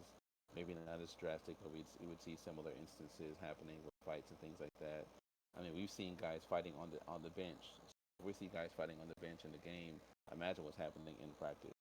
So, it's unfortunate that that happened and that played out that way. But um, I hate losing Jordan Poole. I think he's an asset, but with his immaturity and his attitude and the way he played last year, and I say that to say the way he did not play last year, I think it was time for him to go. I wish nothing but the best for him in Washington. Um, but Draymond was the smarter option to keep. Draymond is a leader. One of the smartest basketball players on the planet, despite what anybody thinks about him or how they feel about him or how he plays or how he acts and behaves. One of the smartest basketball players on the planet. You have to keep him on your team. I think this team, this core team, needs to retire together, and I give Mike Dunleavy some credit allowing allowing them to have the opportunity to retire together. Whether they do or not, we'll see. But allowing Clay, Draymond, Steph, even Wiggins to have the opportunity to say, when it's time to retire, we have a choice. We can do it together. We can do it separately. Whatever. I think keeping Draymond smarter. I will ask you this: since we're already on the topic of the whole punch thing, how do you feel Jordan Poole fits with the Wizards? And I mean, it's going to be him and Kyle Kuzma as that duo over there. So how do you feel he's going to fit over there? Again, it's a pretty young team that's still on rebuild mode over there. Yeah. I think rebuild is the big thing to focus on. I don't think we should expect a lot from the Wizards this year, especially losing Porzingis and Beal. Um, and the East is pretty loaded at the top. Um, the teams that are at the top of the East are going to keep winning. Um, so I feel like for a team like Washington, could they sneak in at the bottom? Could they sneak in at in a play-in game? I gotta keep it a buck. I don't think so. I don't think this team gets over 500. Um, I think Jordan Poole and Kyle Kuzma have a chance to put up really good numbers in a losing effort. They could average some really good numbers this year if they play well together. They play smart together. I feel like JP has a chance to take those shots that he wants to take, but now as a starter, now as someone that can take 30 shots a game instead of taking 15 shots a game. So I'm hoping he puts up big numbers, but I don't see this team doing much right now. This team needs to make moves to be able to do something.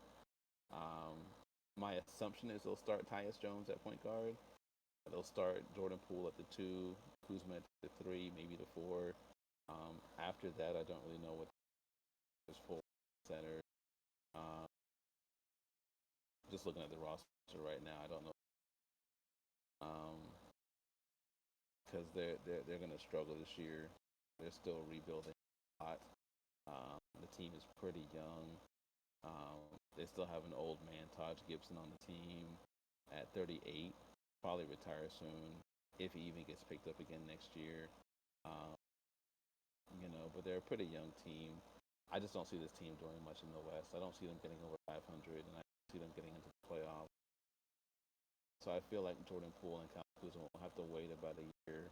We'll see what they do in free agency next year, but I don't see this team really making any move, any or making any waves right. Still have they still have some because those guys are Kuzma is only here 27, Jordan Poole 24. They got time. They got a few years to build around these two guys, do something, and to bring some guys in. Um, but right now, short term, the next 2 seasons, they're not going to, and that's just me being.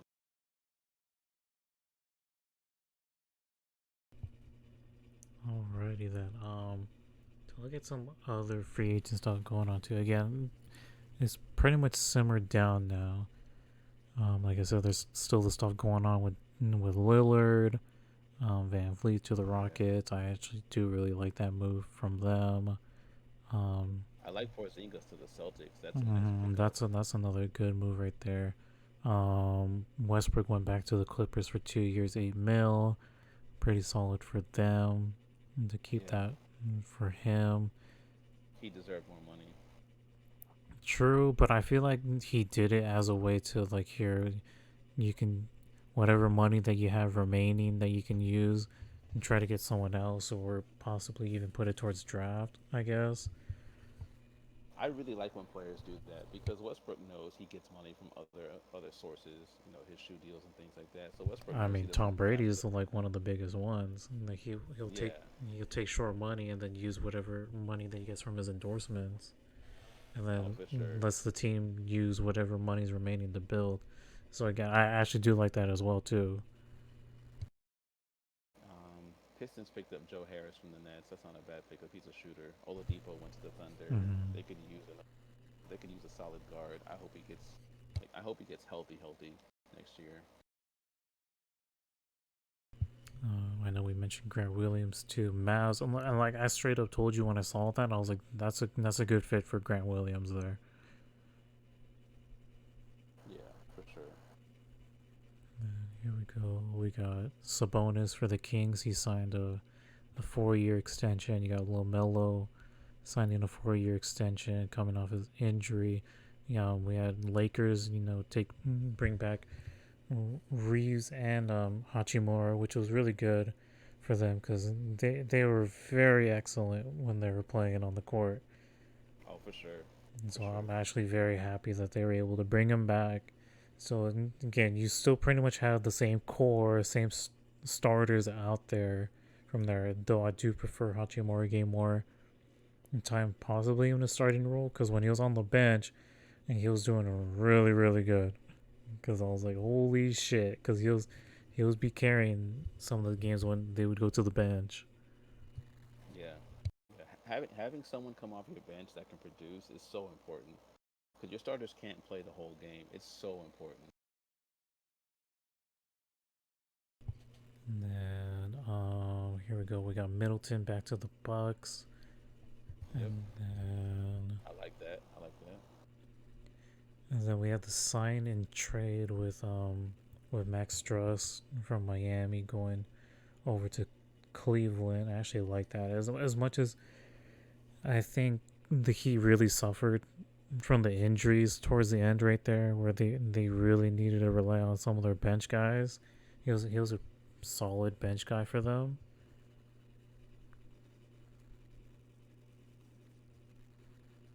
And then I agree. I think Struss was a solid bench mm-hmm. guy, and obviously Oladipo is a solid bench guy, and he's gone to. Actually, he was starting, wasn't he? He was starting over Kyle Lowry. Yeah, he was starting and then he got injured and then that's when Kyle Lowry was being in there to start more during the playoffs. Yeah, yeah. I feel like um, they've really got to, in my opinion, they have to solidify this trade for Tyler Hero and Dame Lillard because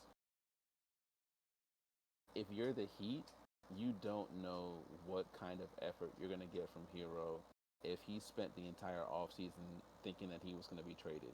When the season starts, if he's still on the roster, you don't know what you're getting out of him. You don't know if he's giving you Jordan Poole effort or if he's going to give you, I'm going to show you why you need to keep me effort.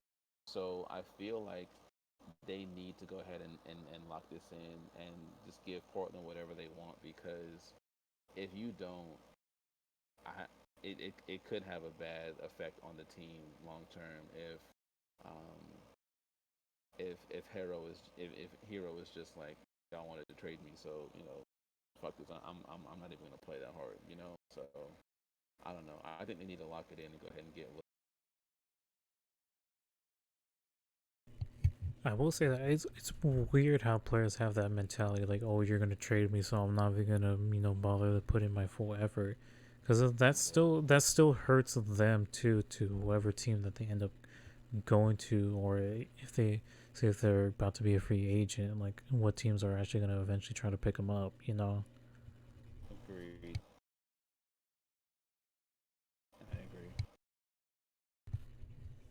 I mean, there's no other moves out there. I know we brought up Damian Lillard. You have him locked in going to the Heat. I do agree with you. I actually want to see him in the Heat because him, Butler, and Triple J is going to be right there in that starting lineup too. Because again, all these dudes are dogs. Yeah. And having Or having those if Triple three, J comes off the bench, that'd be pretty lit too. yeah. I was like, cause this team is full of dogs right there. And again, they're going to be making noise, being the disruptors in the East still. For sure. They're definitely going to be out there as one of those teams, even if record wise they're not top three, they're going to be one of those teams that the top three don't want to play.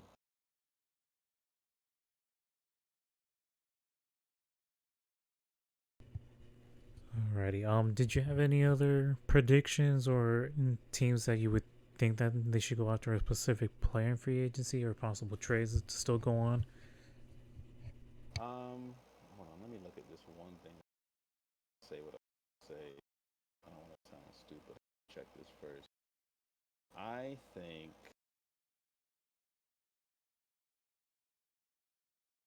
I think the Suns need to get themselves one or two solid bench guys because right now their bench is average at best. Um, and I say that because their bench is not average. Their bench is below average. Um, their starters are obviously going to be solid. You've got KD, you've got Devin Booker, you got Bradley Beal. You're solid. It doesn't matter who else you put in there. Obviously, Aiton is in there too. Oh, they picked up Bol, and that's not a bad pickup off the bench.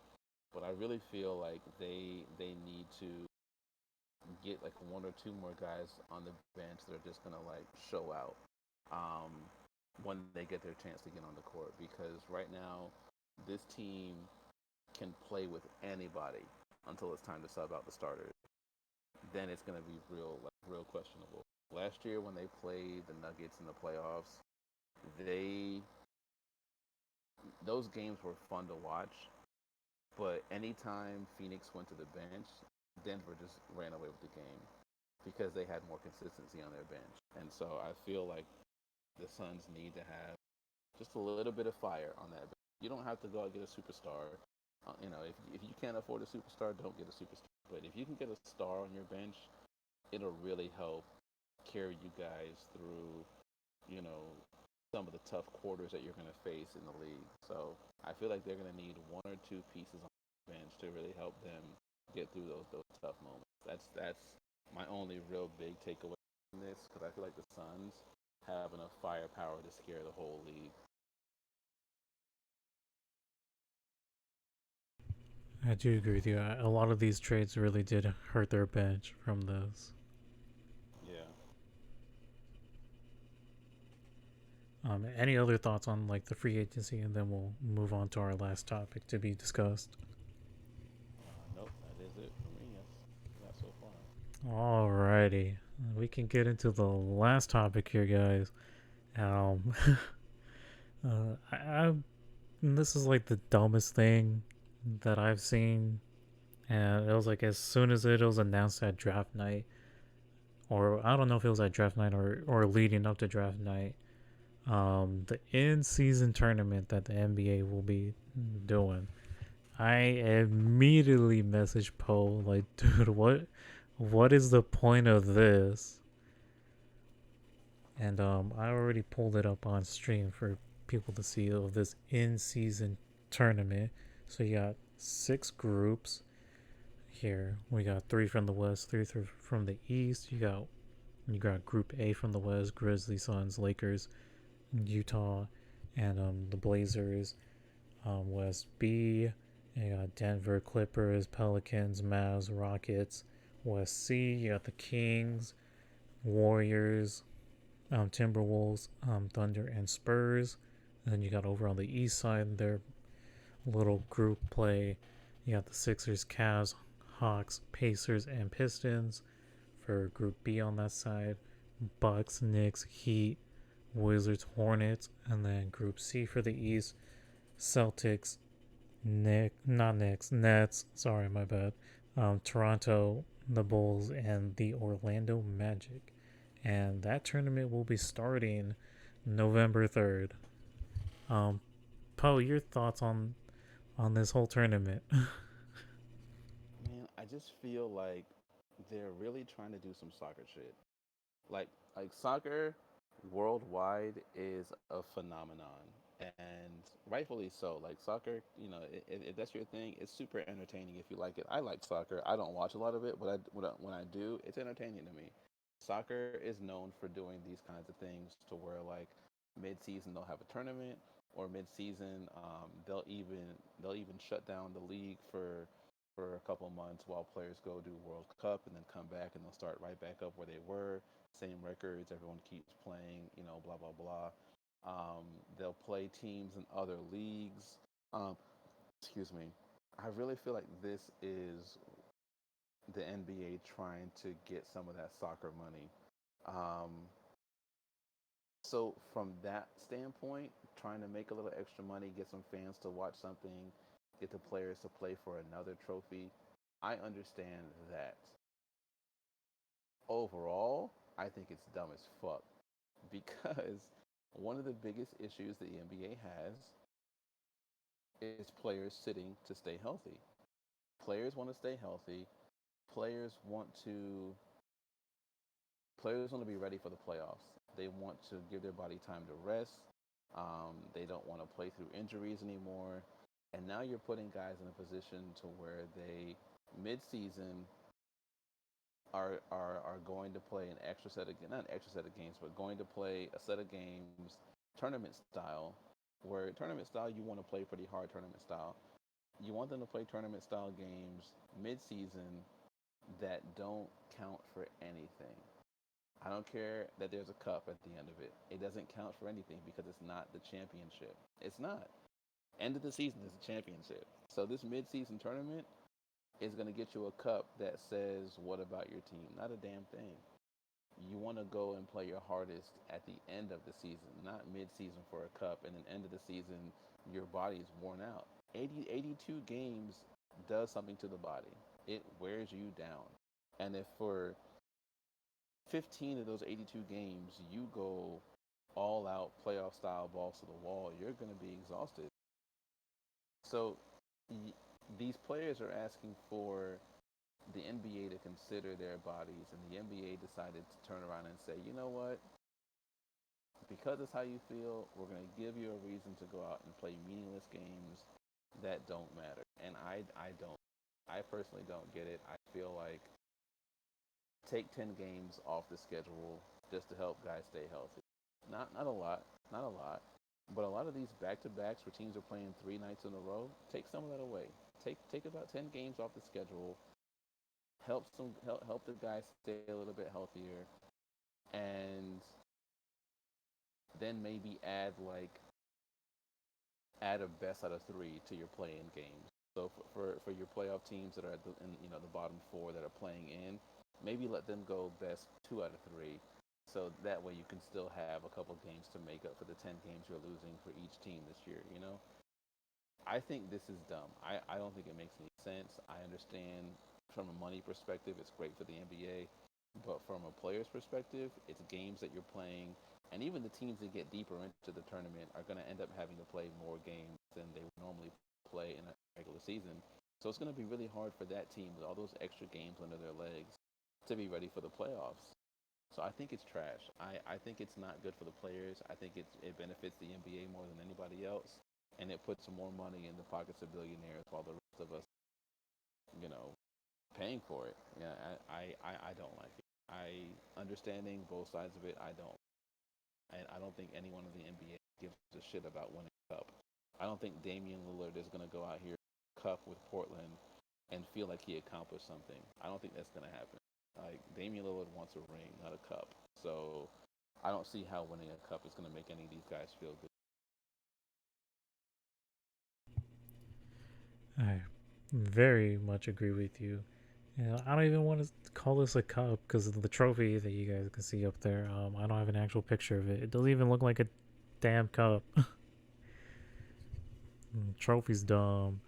Um, God, I'm like trying to like see how this is, and I do agree with you again. This is benefiting the NBA, but then I believe this is also honestly also a way for the NBA to test out if they should expand to Vegas, have a team in Vegas. Because again, yeah, the WNBA already has their team there.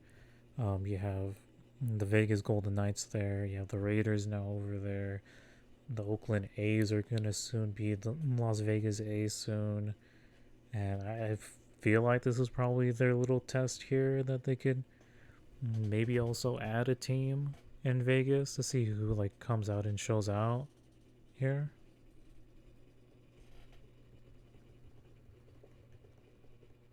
I mean, I guess I know there's still talk of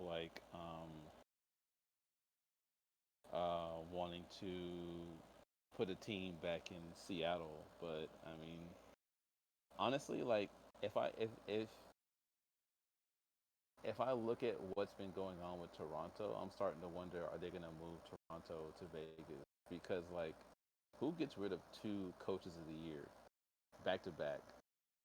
You know what I'm saying? Like that doesn't make any sense to me unless something else is going on behind the scenes. All right, I mean, I will say because you brought up Toronto, you could even move them to Seattle because again, Washington State is like right up Yeah, there near Canada, and then just yeah. this is just from my family because I have family up in Seattle, and they usually say it's very busy when the Toronto Blue Jays play down in Seattle. Is usually filled with a lot of Toronto fans there. And so I mean that could be a possible thing. Instead of trying to move them to Vegas, and they could move over to Seattle. But then that means they would have to add a possible team to the East because then you're moving an East team to the West because right there up in Seattle. Yeah, yeah. Um, But what they could do is they could make it official that once Toronto, like if it were to happen, once Toronto moves to Seattle or to Vegas, they could go ahead and do the smart thing and put Memphis back in the East, since Memphis originally was a West team. Went to Memphis, had to stay a West team. They could go back to being an East team since they're literally on the East Coast. I could actually see that. I completely forgot. Yeah, Memphis needs to be in the East. So they need a reason to put Memphis in the East. And the only reason I can think of is move an East team, like Toronto, to the West by actually moving them to the West and, put Toronto in either Seattle or Vegas.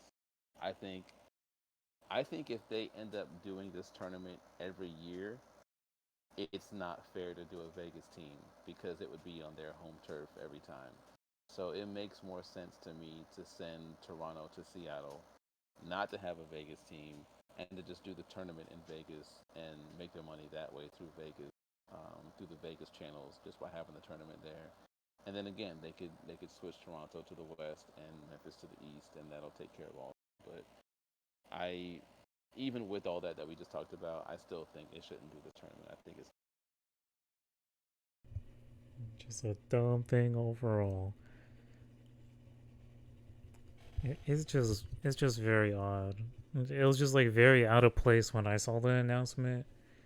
It's just like, it's like, I'm like, why? Like again, you don't see any of the other sports. I mean, other than soccer, of course, do this. Because I mean, with baseball, with the World Baseball Classic, that was during spring training, so that wasn't necessarily like a thing that was gonna hurt them. I mean, yeah, you're playing meaningful games right off the bat, but it actually does benefit some of the players, especially if they were struggling in spring training. Probably switching to like a playoff setting where you need to like take it to the next level does benefit for baseball. I don't know how this is gonna do for basketball because again, you brought up all these factors here. But I mean, it'll be interesting. I mean, I'll for sure watch to see how this goes. Because again, we're starting off with pool play here with these, and one team from each of these pools aren't gonna play a game right off the bat. yeah, yeah. I mean, like you said, we're gonna watch it.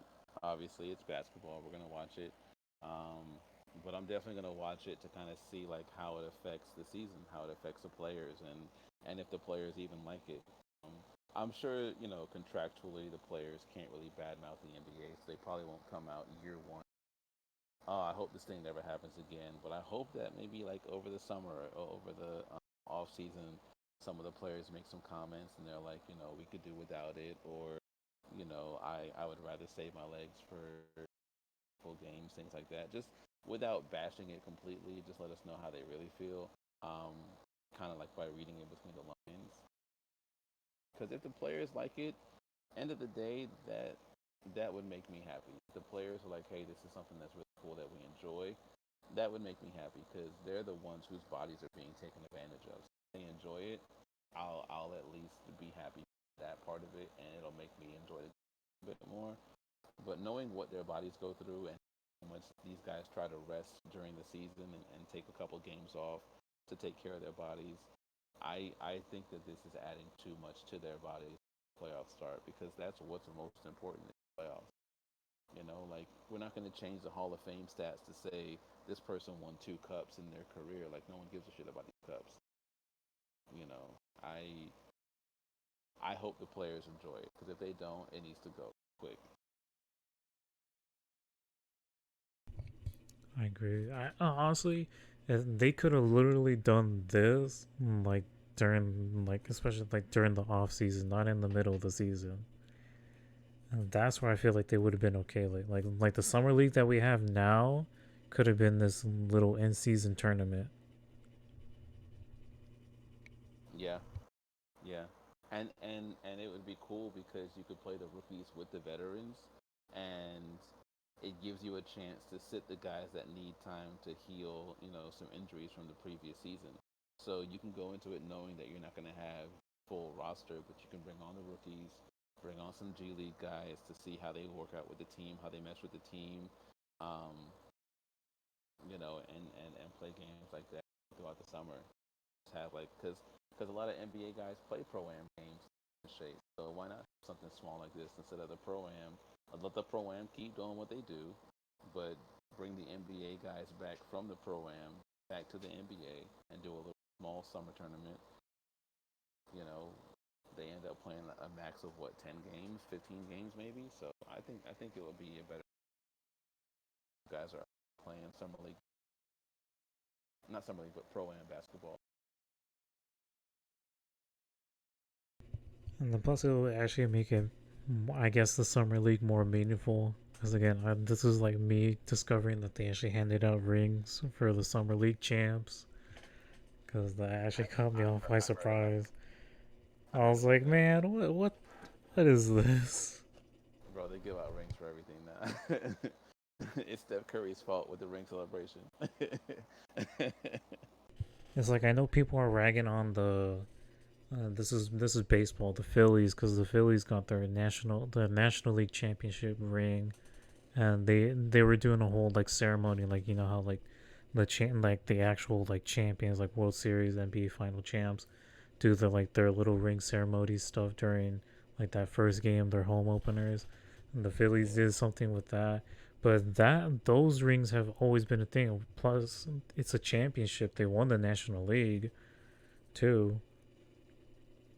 So I already knew about that. I know NFL does the same thing because I know the 49ers got their NFC championship rings when they won the NFC in 2019. So it's in other sports, but at least they use those rings in somewhat meaningful purposes, unlike the NBA having a ring for a summer league. I think winning your conference, like the entire side of the U.S. That's important. So like winning the Eastern or the Western Conference, you get a ring for that. That makes way more sense than a summer league ring, because they have like 3 tournaments in the summer league. Um, it's not just the one tournament. The summer league has like 3 different tournaments, but it starts so early that people don't pay attention to it because some of the higher draft picks don't start playing until the second or third tournament in the summer. And again, the summer league is in Vegas. Come on, NBA. We're connecting the dots for you. Yeah, literally. Half the guys that play summer league don't play on an NBA roster. Just cut that out and bring on the rookies and some of the vets that need some extra playing time and that don't have injuries. Let them play. There's no reason that LeBron should be playing in a high school gym in pro am basketball, risking injury because some guy wants to guard him to prove he can stand up to LeBron. You can't. So like, why should LeBron risk injury? Let the NBA do games. And honestly, the NBA could do these games in Vegas, and that way they don't have to worry about taking up time in NBA arenas because they got to be used for baseball and football and all this other stuff that they do, concerts and stuff like that. So that way, like, do it in Vegas, do it in one of those gyms that one of those big locations in Vegas. I think it's a great idea to do summer league that way instead of having it the way it is. I think the NBA needs to hire you because that's